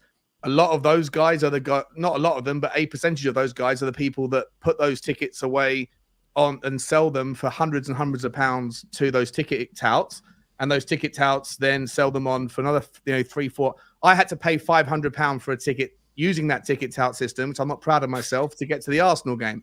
Here's what you said 600 on your other show. 600 quid. 600 quid. It cost me 600 quid. The whole day cost me £1,000. Right? It was mad. I guess what's 25 French fries to 30 French fries? Right, exactly. But the point was it was a fortune. But someone had to give up their ticket that cost them £30 for me to have that. Right, and they're loyal fans, right? But they obviously made a buck though. There's bad people everywhere. So what I mean, there's people that take advantage everywhere. What I think there should be, if you could with AI dial into the minutiae, it can't be that bad. I think that you should, or that difficult. I think that you should have a segment of the away allocation, say 30%, that go to members and to season ticket holders that don't have enough points that go to a ballot. I think that would, in and of itself, create a larger incentive for people to buy membership tickets, which cost 60 quid a year or whatever it is. That would actually increase the revenue for Tottenham Hotspur. And as far as like season ticket holders that put all of their tickets up on the exchange every week, look, to a degree, I think to Sam's point, it helps some other people get hold of tickets. But at the same time, it also means that people can't get through the backlog of season ticket ownership. So I think that there should be a limit. You could only put, say, I don't know, 5 of your 18 home games on the exchange. Otherwise, without a valid excuse. I don't know if you got a doctor's note. I don't know what the rules are. Like, I haven't thought about that deeply, but there should be a little bit more context that's baked in to the rules than there currently is, because what there is at the moment is a hell of a lot of like basically fraudulent activity. And I know you love the word fraudulence, Jacob. Oh, I do. That is one of my love top that used words. Yeah, I was calling Sam a fraud literally before you joined. He called me he's a a fraud bastard, because he called me an asshole, he called me a fraud. I've called him, yeah, bastard, an asshole, fraud. This is his first time on the channel. Big up Sam with Stateside Lily Ones. You're a debut fraud. Okay, I love that. Dude, I will take Debut. I'll take it from everywhere. Fraudulent debut. It's a fraudulent debut from Sam, and we love that about you. Yeah, absolutely. Sean, I know you're probably going to go off to bed soon, but before you do, let me just ask you. I know the people probably know, but ANGE Postecoglou, do you trust him? If you jumped off stage at a concert, is ANGE Postecoglou going to catch you with open arms, or is he going to step aside and let you fall on your face? You asked me, does he trust me or do I trust him? Because I need you. Do you trust him to jump off the stage and ANGE like this, saying, "Come on, Shawnee boy"? Do you trust he's going to catch you? Do I trust him to catch me if I fall? Hey, Sean, you're the rock star here. You're the one jumping. You're the rock star, baby. Okay. You just hit a sick guitar solo, and then you're fucking yeah. smash the guitar, and you're about to crowd surf, and you see it's just ANGE. And he's like, "Come on, baby." No, I think he might clear. I think he might clear his throat before he. I think he's looking at the ground, answering a question from a and before I know it, the whole situation's done, and I've broken my back. And it's just a bad situation. No, listen, I love it. Real quick, no, on that point, I have question marks. Yeah. On that point, though, Sean, I know I asked you a question, then as you began to answer it, I said, hang on, stop fucking answering it. I'm going to ask you another question. It is, do you have a problem? Because to me, it's a cultural thing, this ANGE looking down. He's familiar with Asian cultures, and if I'm the astute, traveled man that I know, in Asian cultures, I've heard that it's disrespectful to make eye contact. He's Australian, mate. I lived in Australia. That's the Asia Pacific, Asian Oceanic. No, they classify it all together. I know it's where y'all used to send your criminals and the leprosy and all that, but it's still there in the Asia-esque. I lived there for 3 years. Is New Zealand Asia? I met a confident Australian that looked at the ground when they were answering questions. Is New Zealand Asia or is it Australia? Well, they're looking at the ground to make sure New that Zealand is neither Australia nor. Sorry, Sam. What were you saying, mate? Sorry, buddy. I was saying that Australians have to look at the ground to make sure there's not spiders crawling all over them all the time. Yeah, well, that might be. Bro's a survivor. Yeah. He's lived in Australia for how long? He got to make sure them little snakes aren't getting in the boots. Yeah, you got to stop with this. Like he's trying to participate in the like Japanese culture of respect. Maybe, but I'm saying like a habitual thing, like a societal habit, behavioral thing. Because if I had a general tick that I did, like say whenever you looked at me, I just can't stop winking at you and going like this, you know. And then all of a sudden I'm in front of cameras, like, what's up with this weirdo licking his lips and shit? And you have to know, hey, it's just a tick, it's a thing, you know, a thing that a characteristic, a feature, a personality, some may say. Rick C says we look people in the eye in Australia, so that completely debunks what I'm saying. I've never been to Australia. 100%. I'm just trying to find. Yeah, are you one of the people that you take? I know on your show you said you didn't like some of the things he said, but I called it out the second that we were linked with him. I went and did a load of research, and my first thoughts were, "Hey, listen, I don't know much about this guy. Comes with a cool reputation. A lot of people like him." But if we had a little look at his interviews, I can go and pull out I remember that actually because I used to defend him. Loads of Celtic fans and Australians and all these people that knew him better came into my comments and went, "That's just what he does. It's just what he does." They dunked and I was like, like, it's okay that our manager's like a little bit socially awkward. Like, I think I'm all right with that. I think sometimes I wish he did. I don't like he's a bit dismissive though, Sam. The way he talks to the journalists. Yeah, bro, I hate media. Fuck big media. Mainstream. He knows the game, bro. No, he knows the game we're trying to play. He knows the game that well because you know what? That doesn't end well when the journalists don't like it enough and they start to turn on him. The journalists infiltrate the minds of the people that don't have the ability to form their own opinions, and opinions are forged by people that read the press. And if the press don't get a decent interaction with their manager, then things can turn sour quickly. And I think that he needs to be a little bit less snarky. It's an observation. Maybe I'm wrong. I like the guy. So let me ask you this, Sean. Whenever you've had a particularly rough go at your profession, and then someone immediately after sticks a camera, a light, and a mic in your face, do you think that you would necessarily be the guy that's like, "Oh, I love it. Talk to me nicely into the camera," or do you think you'd be like, "Yeah, you're grumbling, looking down, pissed off, kind of kicking rocks"? In the pre-match. He does it in the pre-match conferences. He does it when he wins in the post-match conferences. Like he accused the guy because those wins he wasn't happy with. He wasn't happy after we beat Brentford. Am I wrong, or did he accuse the journalist of questioning his integrity? Did he question his integrity? He absolutely questioned his integrity. No, he didn't. Fuck off! I'll fight you. Question my integrity. Don't ever question me. And it was after a win. Pull up. You want these hands? Eric Dyer, right? Like Eric Dyer being injured or something like that. Yeah, is he really injured or is he just such dog shit? I'm pretty sure it was after a win, and I was like, "Whoa, you just got 3 points. Why? What are you doing?"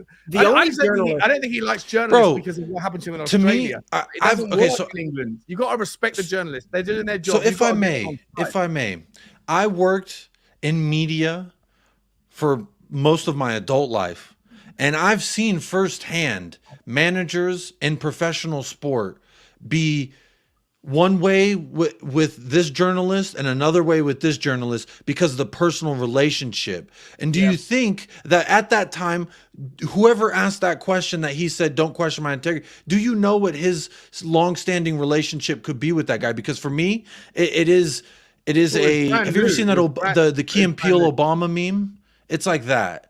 Where some people you get the handshake, some people you get daps and hugs, and it's like that. So to me, there are people and snakes in the media, and I'll tell you this from an American standpoint. You'd be better to tell me from a UK standpoint, but from as far as I've seen, I watched that Beckham documentary. They fucking built Beckham up just so they could tear him down, and it's the same thing they did with players over time. Gaza as well. And you multiply that thing that we do in the English media by 10 for the Australian media. There's something over there called tall poppy syndrome. It's not even a thing in the UK. If you get riding too high. Yeah, if someone's getting a little bit punchy, they go, let's just chop those legs down a little bit, bring you back down to earth. We'll watch you crumble, and then we'll celebrate your redemption arc. That's what they do in Australia, and I'm pretty sure that he's used to it. I'm also pretty sure he's very familiar and very resentful of the media for what happened to him when he was the Australian under the youth team coach. But generally speaking, I'm just saying, bro, like Ten Hag, when on Ten Hag's day one in the Premier League, when he comes over from Ajax, I remember the day I was watching it on TV, Sky Sports News. One of the guys gets his camera out and they go up to Ten Hag in a car park and he wants an interview. And Ten Hag does this to his minder, this 6'6" burly fella, and the big bouncer tells the journalist to basically sod off, right? And I was like, that doesn't go down well. You need to get these guys on your side, because it's those people that write the columns that infiltrate the mind and the zeitgeist of the people that aren't strong enough to forge their own opinions. And there's a lot of Tottenham fans right now that are already on shaky ground, that are saying, you know, like, forget about the start, forget about we've only been 6 months in, you know, it's all about recency bias. What have you done for me lately? And these people are going to be infiltrated by the words that are written on the pages by the journalists that ANGE Postecoglou is currently pissing off. And he is pissing them off with his snarky little tone. He needs to be a little bit more delicate. That's all I'm saying. Was Mike Tyson delicate? No, before I came on, you used the Mike Tyson thing. Yeah. I'm coming back to it. Yeah. No, well, let's talk about that. Because the boxing analogy used on your show earlier, I was like, I wish someone would. Johnny used it, and it's correct. It's a correct analogy. It is a correct analogy. And then we're kind of pivoting from ANGE and press conferences to set up before a game and execution of philosophy in a game plan. So we are pivoting the subject. Just for those of y'all that didn't watch Spurs talk show Devil's Advocate, make sure you do go check that out. This is what I'm referring to. So I brought up the boxing analogy because to me, bro, if you're good enough, it don't matter. It's the same thing in the UFC. There's really great fighters who spend the first round just. UFC is a perfect analogy, my man. You can get people that come up in the South, right? They're in like Kentucky, and they go to those kind of bar brawl things, and they earn £1,000 or $1,000 if they smash everybody on the night. And they just they come in like a tomahawk, and they throw in haymakers like left, right, and they bury everybody. And you know what? Then the big boy from the UFC comes along and says, "Hey, you want to come and debut at the UFC?" And I go, "Oh yeah, I want to do that." And they get paid their $5,000 appearance fee, and they go and smash the first guy doing the same technique. Eventually they're going to have to come and take on that French guy. They're going to have to take on the big guy at the top, who's going to see what's coming and go, well, I'm just going to duck out of you and I'll let you burn yourself out, and then bop, bop, bop, bop, bop, game over. You can't have the same, you can't approach the same opposition with the same offensive approach. You have to be delicate. You have to have a little bit of like, whoa, talk to me nicely occasionally. Am I wrong, Jacob? Mike Tyson might be different, but ANGE is not I agree, bro. If I'm a fighter, I'm definitely taking into account what the fuck my opponent does. But I'm also not Mike Tyson. And Mike Tyson said, I remember, I love, there was a beautiful line like in this documentary that he said, like, I don't care if you're southpaw. I don't care if you duck on your second jab. If you hit the 2-1, bro, I'm knocking you the fuck out. Brennan Johnson, Timo Werner, and Richarlison is not Mike Tyson's offensive right hand. I don't know. All three you know of what I them mean? Come on now. What are we doing there? Come in, Sam. Come in. I'm talking too much. No, I was just saying, I don't know if all three in an actual fight, I don't know if all three of those guys could take Mike Tyson. I think Timo would just kick him and apologize. Yeah, so Buskamp. It was good. It was good. I enjoyed the introduction to the fight. It was, I had my hairs on my neck was stood up. It's Buskamp, and then suddenly I get a punch in my face, and it's night. That's my point. Is I feel like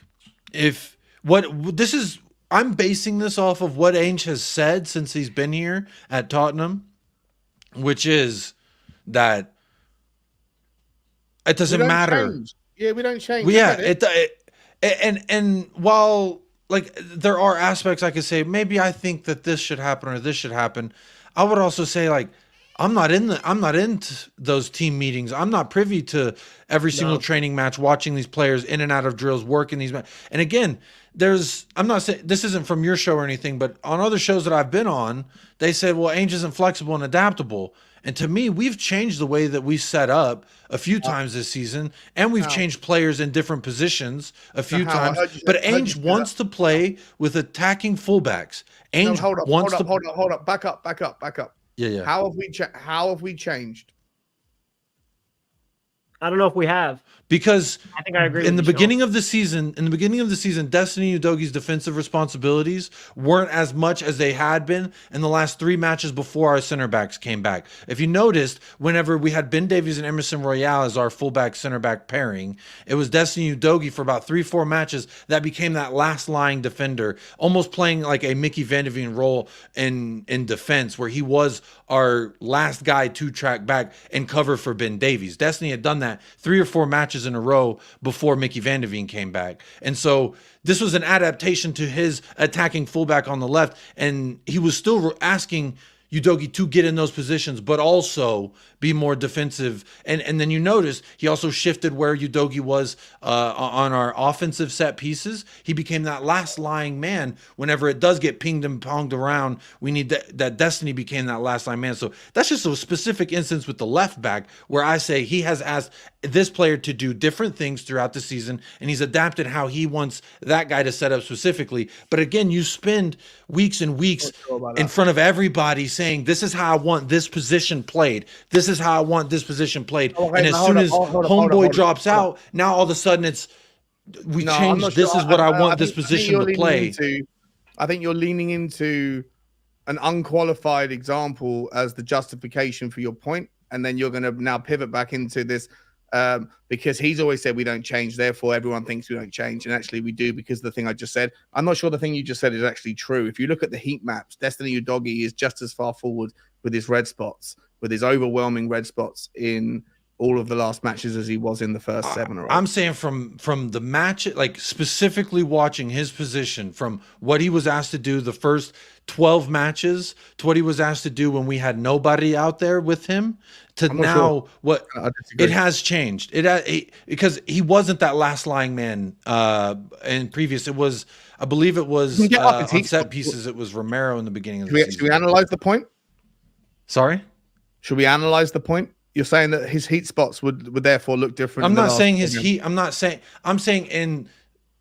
And now I'm gonna have to remember who our opponents were in these specific matches, because I can't remember who it was we faced for these 3 or 4 consecutive matches where I remember specific. And I'm not saying that I'm some kind of fucking tactical genius that can spot these things, but to my amateur eye, I saw our left fullback being asked and required to do different things that I hadn't been doing before. And that was, to me, a clear indication to compensate for the lack of center backs that we had and the lack of their pace. So again, and then I think maybe in the minutia. Maybe in the minutia, there's changes. The only obvious changes I've seen that was specific, like that was visible on a game by game basis, in the Man City game, there was away when we drew 3-3. That was a very obvious. There was a tactical pivot in that game. First and foremost, the wingbacks were asked not to invert. That was obvious, right? Those guys didn't invert in that particular game. They were asked to stay back and support the centre backs that were Davies and Royale on the day. On top of that, there was a very obvious half-time pivot when they took off Brian Hill, and I think they bring on Højbjerg. I think that was what it was, and I think that because in the first half they were asking Madison to come back. I think it was Madison or Lo Celso rather to come back, and then they put on Højbjerg to do that. Yeah. Sam, right? And I think that was like a meaningfully obvious, visible, visual change. We're doing something different now. Yeah. Yeah. Other than that, most of the time there might be like, you might on if you're looking at the kind of heat maps and stuff, you might see kind of sort of like, small, almost irrelevant differences. But generally speaking, we do the same thing most weeks. Generally speaking, it's the same option. The thing that Wolves was the first match where I genuinely felt like I felt like, okay, like we need to have these fullbacks do not need to invert against Wolves. We have plenty going forward. And I told this Jacob earlier in the show, like everyone on planet Earth knew exactly how Wolves were going to play against us. Like everyone knew it. Everyone knew that they were just going to try to win the ball in the midfield, get the ball to Neto, who was just going to fly into 40 yards of space. Every time Neto or Hwang Hee-chan got the ball, it felt like they had 50 yards of space to run into. And to me, that felt like like Sean, what you were just talking about, where in that Man City match, that match felt so much more composed. It felt so much more compact because you had players playing traditional fullback roles. And so you see Ben Davies, who's trying to, like, first of all, also, like, the runs that Udogie and Davies make are too, like, Ben Davies is he's trained as a traditional fullback. So he makes like overlapping runs around the outside, whereas Udogie makes way more of his runs. I'd be interested to look at the heat maps or like the types of runs that they make, because Udogie makes runs down the channel. He makes runs that Son can then pass it down the line into the box to, whereas Davies makes runs on the outside of someone like Son. And like just those little small things, it's like Ben Davies is wired to he's just not wired to play there. And that the Wolves was the first time where I was starting to feel like, okay, Ange has been doing this for a long time, and watching Ben Davies and Royale specifically trying to struggle their way through a match where they were being asked to do 10 different things was mind-numbingly frustrating. What worries me, so I agree with what you're saying, Sam. What worries me is go back to the boxing analogy. You can be the best version of yourself, but I think that the most meaningful, obvious difference is if you go back and look at the teams where we've really played badly against, and sometimes we got away with it, but most of the time we play badly, is when opposition play a back three. If they play a back three with wing backs against us, Brighton away, Brentford at home, we got away with it. Everton, Wolves, and the one before that, but one before Man City as well. I forget the specifics. But anyway, long story short, you play a back three. Had a back four though. Yeah, well, they moved into a back three for the second half, and that's when they got the control of the game. I just think that when Tottenham face against the back three, we struggle. We really struggle. We struggle with our access. I agree. I do. This is where my big question has been, and I felt this during the match when I was watching it. Is this a tactical asking of Postecoglou to do with our wingers? I thought Son and Kulu, they just received the ball in the final third and just stand there and wait for a Ben Davies overlap, wait for an Emerson Royale overlap. I don't understand. Is that something the wingers are doing specifically, or is it just what some people said? Oh, Son must have been tired. We have no leadership on the pitch. We have no leadership on the pitch. We've reduced our average age from 27 to 24. In so doing, you've left 2 or 3 27-year-old plus players on the pitch. None of them are leaders apart from Vicario, who can't impact his noise, his vision to the north end of the pitch.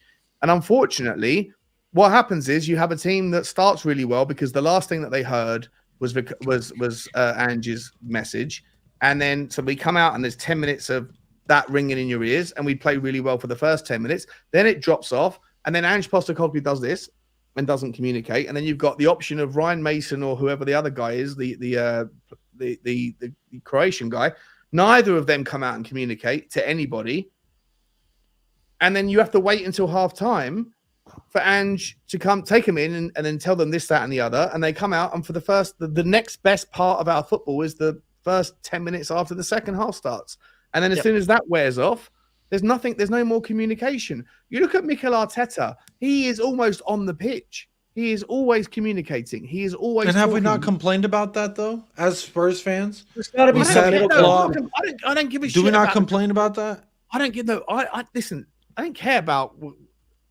I mean, I don't like the fact that he's almost on the pitch tackling Højbjerg in moments and stuff outside his box. But I'd like if we know that Ange Postecoglou's message is meaningful before the game and after half time for 10 minutes. And then we all see the fact that for the next 30 minutes and after the first half, 10 minutes, and then the second half, if suddenly they all go out, then there's no more communication on the pitch, then I want to see a manager who knows that and who's communicating. And every time there's a VAR, every time there's an injury break, get everybody over.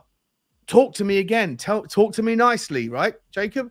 Talk to me nicely. Oh, this is what we're doing here. But he doesn't do that. He just stands there, does this. To me, I believe there's a ebb and flow to. We should be able to see that. Therefore, he should be able to see it. If he can tell that if we can publicly, tell, Go on.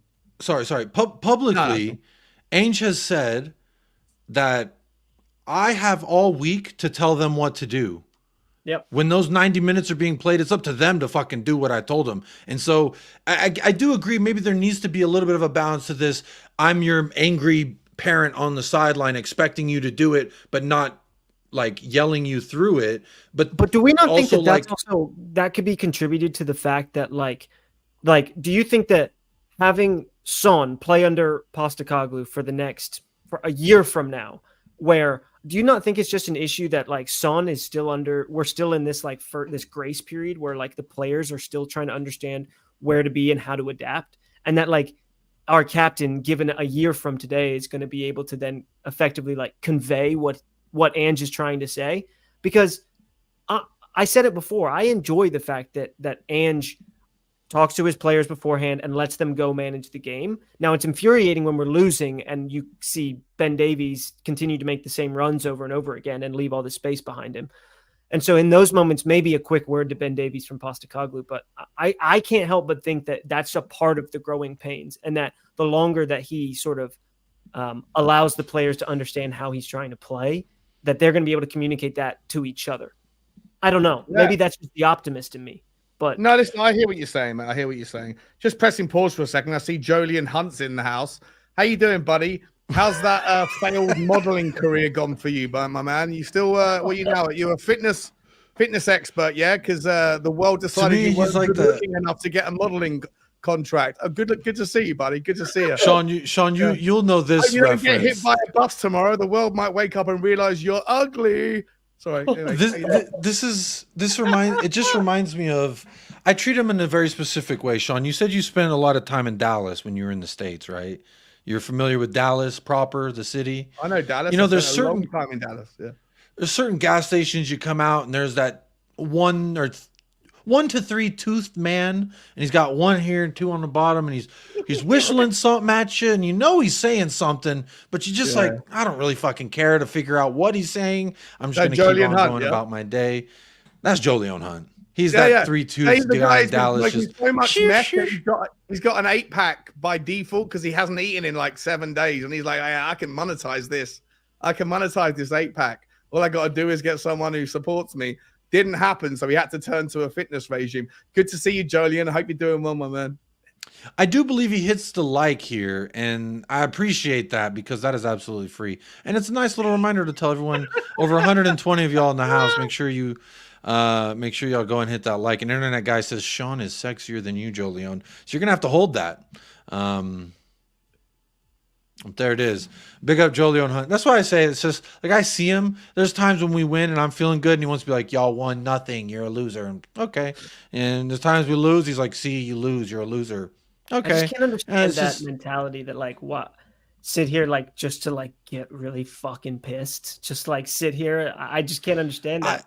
I can understand the getting pissed because like all the frustration of the Spurs fan base on me, because I'll just be like, I'll just go hang out with like my cat. Sam, you bastard. You're the reason we lost the Wolves. We all know it. Yeah, dude, I'm the reason. No, it's me. What I don't the part where I fall off of the understanding, because like I can understand you sitting there pissed, bro. When I watch a match, I get fucking pissed. After a match when we lose, I am fucking pissed. I understand that. And sometimes it's harder for people to move on other than, it's quicker and longer for others. But my thing is when you start saying, oh, because Jacob in Texas feels this way, he celebrated signing a player to an extension, arguably the best player at that position in the league so far.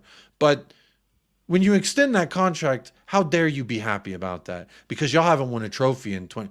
For me, I live my life in such that, yes, there's big looming problems that I have that haven't gone out of my mental capacity, but I can still appreciate today, and I can appreciate what's going to happen tomorrow. And right now it's just a little bit different because we've been fucking losing. But even when you do win in a meaningless season, you can still enjoy that win for that day. For me, you can enjoy your wins for that day. You have a 24-hour, unless you play in the NBA where you fucking play 24 hours later and you literally have to forget the result you just had. As a Tottenham fan, I can tell you want to like talk to me nicely around the kind of the bigger picture, and I'm on board it. I'm with you, and you, Sam, as well. I know we're all on the right page of the book here. We're just reading the first chapter, the first paragraph of the first chapter of ANGE Ball. But how does the story end? How does the chapter end?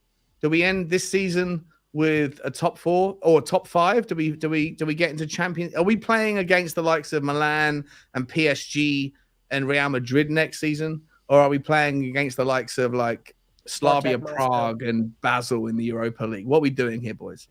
How does this chapter end in the ANGE Ball story of Tottenham Hotspur? What, in the long run? No, this season. This season? This chapter, not the book, but this chapter. Is that what you're? Yeah, the chapter. Okay. Yeah. I still feel, and I may get roasted. I still feel like we have that stretch of matches I think it's in April, where we have to play Liverpool away. We have to play City at home. We have to play Arsenal at home. Fun. Yeah, I'm telling you, like, fully fit squad in form. In a world where we win those 3 matches, like, until we are out of the title race, mathematically, I'm a believer. And like, I get that maybe that's just like hubris, and I get that, but I don't know. I think a top 4 finish while we're above Arsenal is like I would be very, very, very happy with that. What do you think is going to happen if you were a betting man? And I'm guessing, stateside Lily White sounds like a kind of guy that puts a cheeky fiver on the handicap on a Saturday night or Saturday morning for you guys. Well, what are we doing here? Are we 4-5? I'm putting a fiver on top 4. I think though that having European football is like must, like 5th or 6th at the absolute worst. I think that, to me. Oh yeah, we're not finishing 7th. We're finishing somewhere between 4th, 5th, and 6th. That's what I think we've been really hampered by the fact that we haven't had European football for the first time in, Sean, it was like 16 years or 14 years or something like that we haven't had European football. Yeah, and like years. As a fan, I've felt that, and not being able to play European football like that sucks. But I also think it's huge for a squad's like momentum. Only getting 1 chance per week is not a way to build form. I agree. That's like a must. But I think that we still have such a huge run of fixtures coming up, and we still have to play all the big boys that I'm not. Ask me like mid-April, and then I'll maybe be more comfortable saying top 4. But I'm an optimist. I'm an optimist. You're saying we're gonna finish above United and Villa. That's what you're saying. Yeah. Right now. Yeah. Love that. Yep. Love that. Jacob. For me, Sean, to do what Sam's talking about, I think we needed those 3 points versus Wolves, and we needed the full 3 points versus Everton. Because quite frankly, those 2 dropped results, those dropped points in those 2 matches is the distance now you're starting to see. That top 3 is fucking pushing ahead. They're having their own race at this point. We have successfully fallen away from that. You look at goal differential, you look at points, and to me, it was that little stretch where we got 1 point from Everton, United, we got no points from Everton, Brighton. Yeah, and who else was it? United. We should have won that United match as well. Yeah, United, Everton, Brighton away, United, Everton. I got pelters for this, Sean. I was on another channel, and someone and corrupt Judge Mo, footy Judge Mo, the corrupt judge himself said, "Absolute corrupt drug." I need to upload some Mo clips because he's very clippable. Real quick, big up Fast Radfar for the super chat. Says, ANGE said players. He's super clippable. That guy likes to try to trick people into saying he likes to So you're telling me he does that? Yeah, I love it when he does. So you're telling me he doesn't realize that he himself is being clipped by people that are smarter. Just figuring out how to get there. But there's no one putting the clips out about Mo. Jacob, you got a whole angle there. He did this thing to me where he goes. So you're telling me that if ANGE Postecoglou does not get top 4, that this is a failure of a season or something. He tried to back me into one of them corners. And I was like, Mo, no. Because first of all, my expectations in the summer was not to get Champions League. And if you ask me right now, do I want to get Champions League? I'd probably tell you no. I think it might, for the bigger picture here, for the greater good, it may be best to just get Europa League, because that is a competition we can win, and I want to play in competitions we have a chance to win. And I think, by the way, But we didn't have any Don't tell right me- playing in the Champions League final the year that we made it. So my thing is, That is true. That is a good point. But by Real Madrid than 3-0'd by who was it? Yeah, that but let one me that- ask you this. Let me ask you this. When you look back at that Champions League team, even though we didn't know it at the time, we had how some much absolute- investment happened after we got that, though? That's my No, thing. forget Is that, that forget that. that's a Yeah, forget that. signal?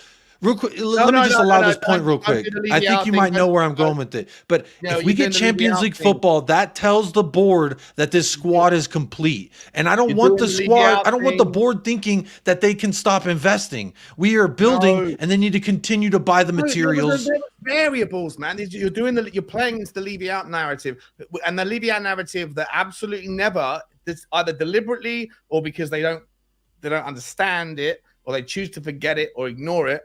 There's always so much context to things. There's always so much more context than the leave out narrative ever decides to like offer up as part of the conversation, because they like to dial into their biases, and it becomes a little bit, like just boring to hear. But forget about what happened after, because there was obviously the new stadium and the £900 million of debt that like, we can't talk about that. That's irrelevant to our argument. Let's focus on the actual. I don't think it's irrelevant at all. I like as much balance in the ownership argument as possible, because that is a realm in which, like, we can't sit there and say, well, on Friday they performed this way. It is an ongoing thing that, to me, I'm gonna quote the Big Lebowski here. There's new evidence has come to light, man. And I think when it comes to boardrooms and Excel sheets, it was alive at the time. If people would like just open their eyes and just bake that into like, oh, there's more to this story than just what we see in front of our nose. But if you go back to the story of the actual Champions League run, when we got past Man City, when we somehow managed to get past Ajax, that story.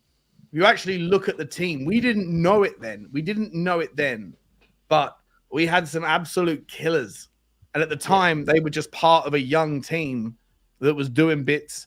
And we had a good manager that was good at running with a young team and stuff. But now, do you look at the team we have now, even with the manager we have now, and next season, could you foresee Brendan Johnson like recreating the kind of vibes that our wingers were doing that particular year? Can you see an Eriksen's emergence popping up? Can you see a Vertonghen and an Alderweireld and a Danny Rose? I think you can. I could see I there's some of that yes and some of that no. Footballer. Udogie's as good a footballer as Danny Rose was. I think that Pedro Porro could be as good even a better footballer in this system as was it Trippier? I think he was, right? I think that you could have in Van der Ven and Romero, I think you could have a story that's as good as Vertonghen and Alderweireld. I think you could have in oh, Madison, now you're talking to me nicely. Right, Yes. you know what I'm saying? I think you could have on paper a Madison that could, like a phoenix, it could just emerge and be as good as Eriksen was that particular year. The only thing you're really missing, a man named even Harold. though Harry Kane wasn't a part of the journey for most of that year, and you need a Harry Kane, because you're not going to get, like, is Richarlison ever going to bang in a hat trick like Lucas Moura did when tough times come calling? Probably not, right? I know you're going to say he is, because I know you're a Richarlison wonder boy, but like Me? you're a Richarlison fan. You must have not listened to much of my. I've always been very much. I never wanted Richarlison. Oh, okay. And I've always propped up other strikers over him, because I think that while he has some of the physical characteristics you like in a number 9, I just, even at Everton, I always felt like he was doing this fake tough guy act, and I never bought it. And I always thought, and I remember Romero slid into him, and he was like, "Oh," and he went rolling around. I was like, "This fucking guy, he does this whole like, I'm such a tough guy," but I didn't really buy it. And then we bought him, and I'm like, I hope he could do the tough guy I'm thing not buying here. into it. I'm not buying into it. This guy scored 9 goals, but you put an actual footballer who can score goals in the 9. I think Bro, he has 15 in that run. If it's Sonny Kane, there's 12 at least. The first half versus Brighton, Son has a hat trick, Kane has a hat trick, a competent number 9. And again, this goes back to my whole point about the whole strongest 11, and like we are still trying to fucking shake out the pan and figure out what the gold nuggets are for this first 11, but I don't think it's all there yet. And for me, Son through the middle, you give him the chances in the box, you give Richarlison, he puts away at least 65% of those, maybe 55%. So I agree with you. And Sam, let me ask this. On paper, on paper, as we walked into that, bearing in mind how bad our season was going into the Champions League, in the Premier League, we were struggling. We weren't doing anything. Then we finished like 7th that season, 5th, 6th. Yeah, but even throughout the season, we finished 7th. But throughout the season, we were losing to all sorts of nonsense. Yeah. We weren't playing good football at all, and we were almost out of the Champions League in the group stage. It took us to go and beat Barcelona, or to get a result of Barcelona on the away game in the last game of the season. We snuck through. I was at the home game when Messi just like absolutely like bullied us. It was embarrassing. We find a way to get through, and then we played Dortmund, I think it was, or Bremen, whoever it was, the German team in the last 16. And suddenly things start to materialize. And I'm thinking, if you look at the team though, and you compare it to the team we have now, I don't think there's that much difference. If you sprinkle in a little bit of like quality this summer, and we finish 4th or 5th this year and happen to qualify for the Champions League, you just never know. It would take a lot of luck, a lot of help, a lot of whatever, if, buts, and maybes. But Tottenham have got enough tushy grabs this year to honk-honks correlate with what we did that particular season. Yes, Sean, I agree with you, and Jacob, I disagree with you in the sense that like I think your Europa League football will be good for us. I want to see Tottenham lining up against the best in the world. And I want the world to see Tottenham lining up with the best in the world. Therefore, like top 4 needs to be like, we get a lot of stick as Tottenham fans for celebrating top 4, but it's important. It's important to like see Spurs with the likes of Dortmund and Real Madrid. Fucking Harry Winks. But do you want to go out there and just get the notion around Spurs? Or at the like Sam, I agree with your points. I do agree. Trust me. Don't get me wrong. I agree we should be in those competitions playing. But it's, again, I'll go back to a fighting reference. Like, do you want the lightweight fighting the heavyweight? A lot of times you don't. And I would like to be in a position, this going back to my point with Europa League, like I never thought when we were in Champions League, as much as I celebrated it and it was good for us when Conte got it, etc., it attracts other players. I don't really believe that anymore. And this whole like, we're just we get this big money, and this big money then leads to it being here or there. And like, to me, I don't see any of this money. I don't see any. I see what we do don't see any of that fucking on match days. And I want us to fucking be able to compete. I want us, like you said, we had no business being in that Champions League final. But what I want to see is us punching above our weight while the back end strengthening that and helping us to propel. But it's kind of, the conversation has kind of been a lot on like ANGE and like the Spurs and etc., this, that, and the other. But I want to kind of hone us back into one little subject Sean's here. Really, I'm going to answer Sean's question really quick first. Yeah, go ahead. I said this earlier in the show, which is that, and it's a good point that I heard on another show today, which was that I think that we have a team that when it's in form and together and been training together, I think we have a team that can compete with anyone in the world. Maybe not beat Real Madrid away. That's not what I'm saying. I'm saying that we have a team that can compete with anyone, but I don't think we have a squad that can compete with anyone. I was watching the Man City-Brentford match, and they started Oscar Bob out wide, who's a great young player, and he played well. But the fact when it wasn't working, they just brought on Jeremy Doku. And now I get that City's a different question. Like, City is incomparable. We can't compare ourselves to Man City for the sake of their financial backing. But right now, when we're playing, it's 0-0 and we're playing away at Anfield and we're playing really well, but it's 70th minute, we need to bring someone on. That's where we don't have a squad that can compete. I think that if we were to line up in a Champions League final right now with our best squad in a neutral venue, we could go toe to toe with anyone. But when it comes to I think we could. I think on paper, when people say Tottenham aren't good enough, I go, well, who would you rather have in left back than Destiny Udogie? Right? Name me, if you can name me, I don't know, 8 better left backs in world football that you would rather have for the long run than Destiny Udogie, then maybe Destiny Udogie needs to be replaced. If you can name me 3 better right backs in the Premier League than Pedro Porro, then maybe he needs to be replaced. If you can name me 3 better centre backs than Van der Ven on the left or Kuti on the right, then maybe he needs to be replaced. Same with everything else. And I would argue that with the exception of a mainstay number 9, a world-class number 9, which Tottenham absolutely needs to go and get. Yeah. And a winger that's interchangeable, that when he gets the ball, he can float and he can drive and he can take people on and he's comfortable at doing a variety of different things, which we don't have. No. And apart from that, and I've been saying it since the summer, the absence of a monster number 6. And everybody was murdering me when Bissouma started off the season. And I said before the season started, Bissouma ain't it. And then everyone was like, oh, he is it. Look what he's done. And to be fair, I was like, yeah, maybe he is. But he has proven not to be flash in the pan because he's not the guy. Bentancur's not the guy. We got too many 8s. But if you were to go and get a monster number 6, a proper number 9, and 1, if not 2, proper wingers, then our 11, if that 11 isn't good enough for Ange Ball, then Ange Ball is the problem. And therefore, I think you have to give this system with this team more time to allow Ange Ball to be fully implemented, because people like Sonny has already come out and said, we are not fully versed on Ange Ball yet. We're not quite doing it to the level. And so therefore, the solution to the problem isn't changing Ange Ball yet. It is allowing more time with this system. And that's why next season is the trigger, right? You have to give it next season. If by January next season we are 7th, 6th, 5th, where we are now, then it ain't working, because our squad is good enough generally, and with a couple of little sprinkles of sugar on top. Talk to me nicely, Jacob. Then we are. Yes. Then it's over to Ange, and if Ange Ball hasn't been kind of infiltrated into this team, I'm sorry, and then it's the manager's. It's the manager and the system.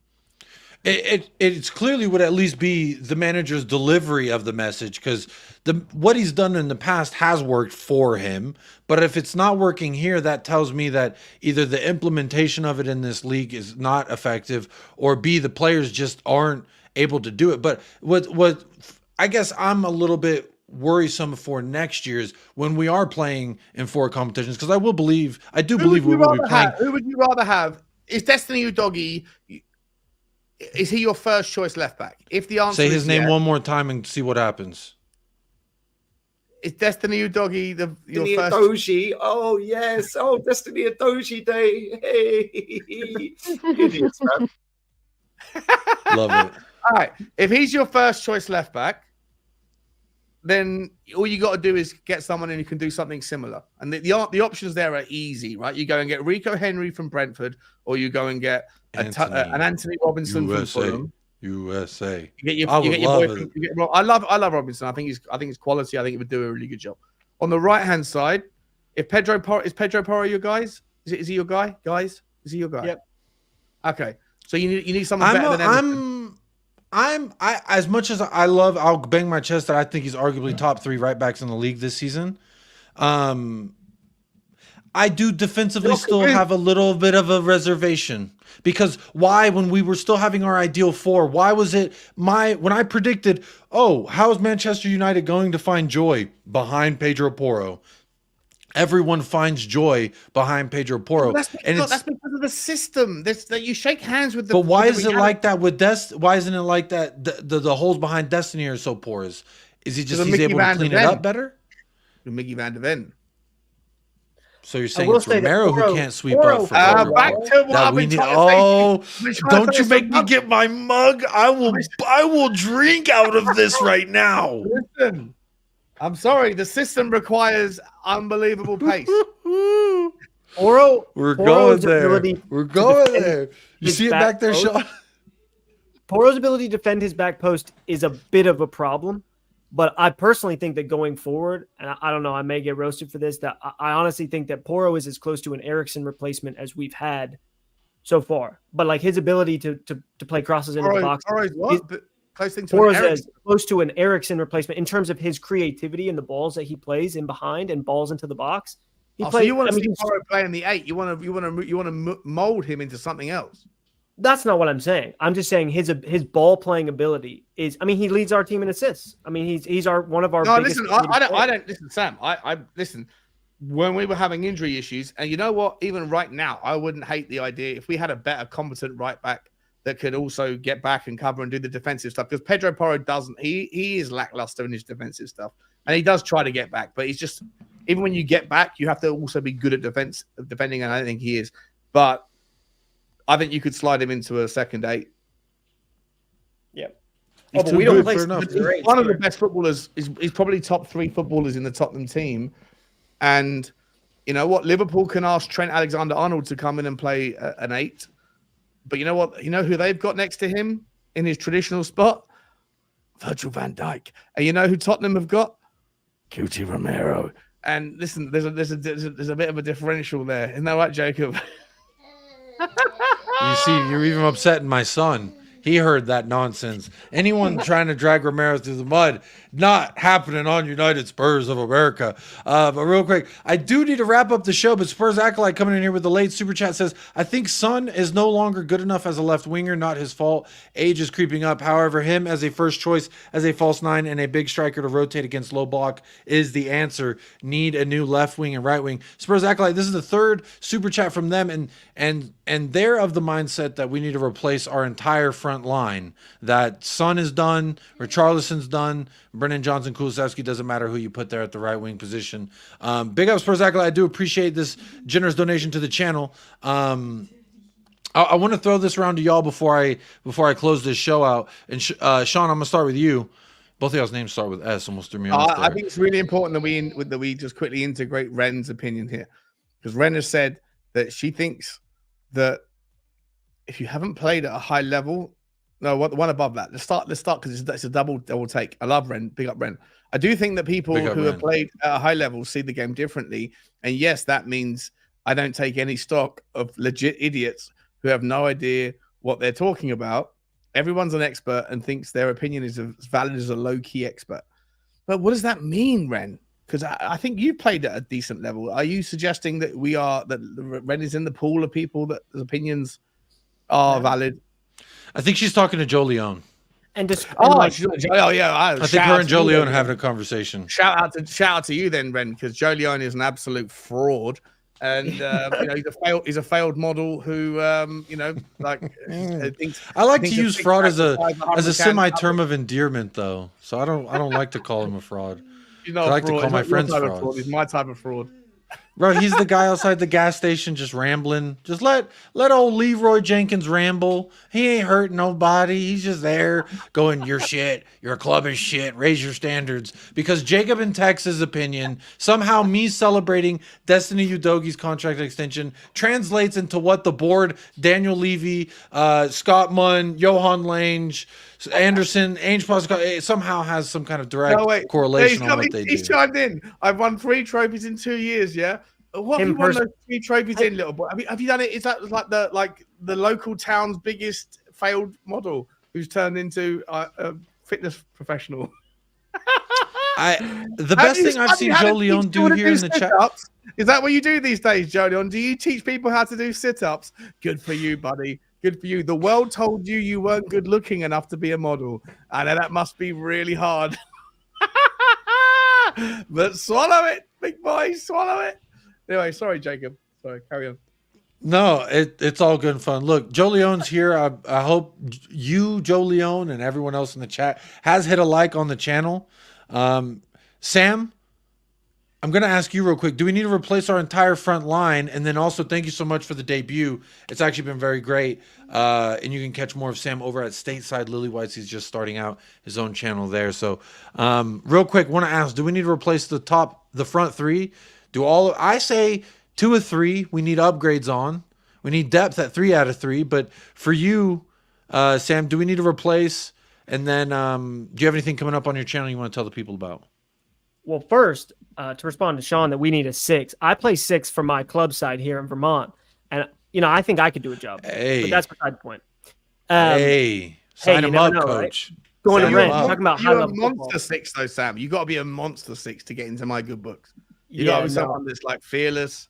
I've got more of the stature of a João Gomez than I do of a Moussa Dembele, to be honest. But okay. Anyway, but I don't think. We have to replace Son because Son's not going to play for another 5 years.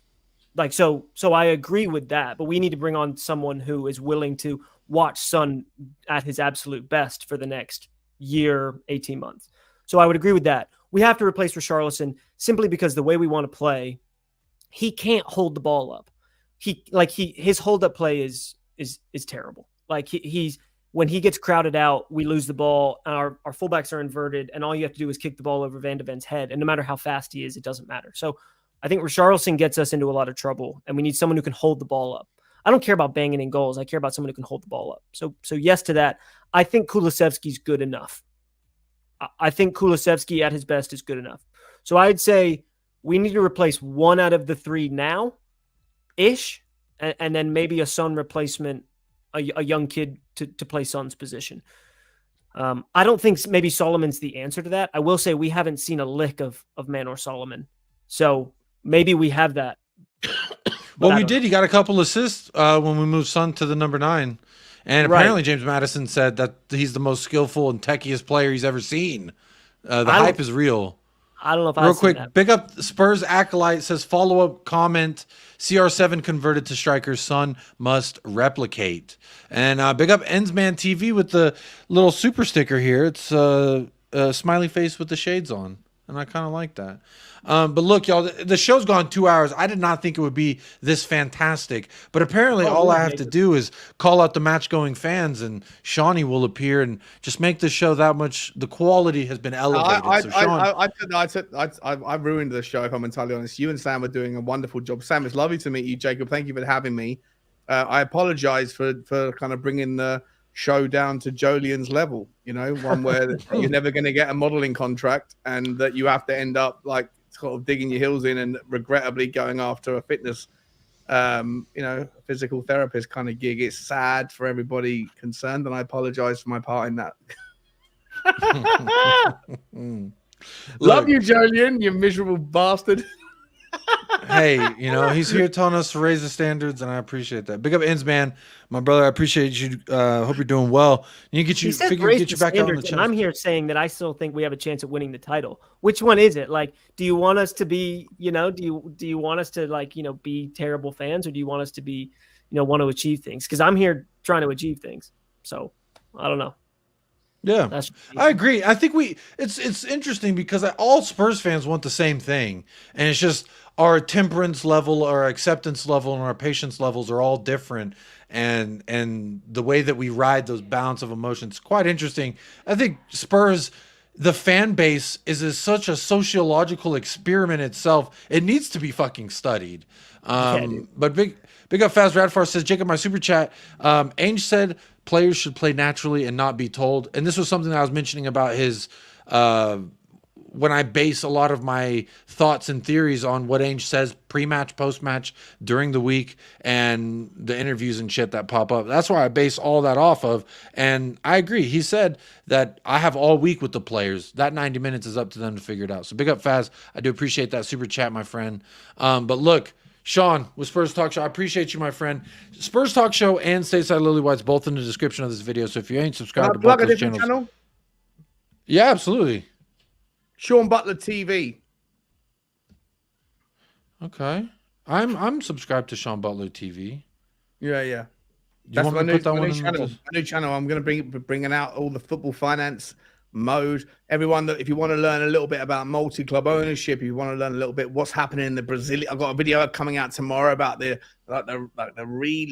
re-emergence of Brazilian, the Serie A over there, and how multi-club ownership is moving into that world, and ultimately it's going to affect loads of things in Europe. If you want to see all that stuff, Sean Butler TV is where you can find it. All Sean Butler TV, all one word. I think that's my YouTube channel, my second YouTube channel. Appreciate you having me, Jacob. Lovely to meet you, Sam. I'd love to come back next week to go toe-to-toe with Jolien one more time. Sean, we'll be in touch. I'll have you on mine as well. Oh, I'm muted. Sorry. I was saying thank you so much for joining. It was very great. And I am putting Sean Butler TV in the description, as well as Spurs Talk, so you can find them both. But look, y'all, we do have to get out of here. My wife has checked on me about 3-4 times now, so that's definitely the sign that I've got to go. But before I go, let me say thank you to the sponsors of today's show. Spurs Acolyte for 3 super chats, my friend. 4 super chats. Big up. I appreciate that very much. Ensman with the late sticker, Faz Radfar with another super chat, and THFC Till I Die being a member for 8 months. I do appreciate that. And those of you that want to support my family and go above and beyond, there's a link in the description of this for a baby registry. You can give anything from $1 to the diaper fund, or you can chip in on a gift. Some people have already bought some stuff for my unborn daughter on the way. So I appreciate those of you who have. And if you want to support myself and the family that way, you can. And if you don't want to give any money to fucking Google, you can also do that. You can just go to the baby registry and, keep it all there, and it all goes to us. Amazon gets nothing of it. Absolutely. One more thing that I try to plug on my show as well, which is my dad and I always text about trophies, this or that, but never forget why you watch football. Football's supposed to make you happy. So trophies or not, remember to watch I love football. that. Football makes you happy. I love that. Like, I support Spurs because they make me happy. So everything else can kind of go fuck itself, to be honest. Yeah, there you I go. appreciate that. There's a bright moment of light. I think as Spurs fans, generational Spurs fans, you got to learn to appreciate the good stuff. So I appreciate that. Well said, Sam. Love having you on the channel, man. We'll make it happen again soon. Yeah, I appreciate you being here. Sean, thank you so much. Make sure you're subscribed to both of these fine gentlemen. Again, their descriptions, or their links will be in the description of this video. But as always, folks, I need a final favor. If you haven't already liked the video, go ahead and like the video. And then as always, I need 3 more things. And these are the most simple things as always. I need you to stay blessed. I need you to stay fresh. I need you to up the lads. And as always, come on, you Spurs. Quiz.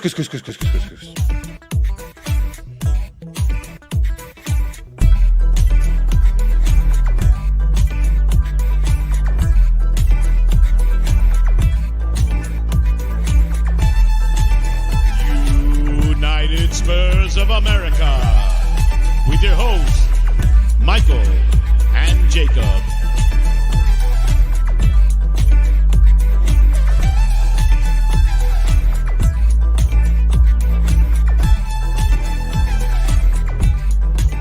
Destiny Adoji. Oh, yes. Oh, Destiny Adoji Day.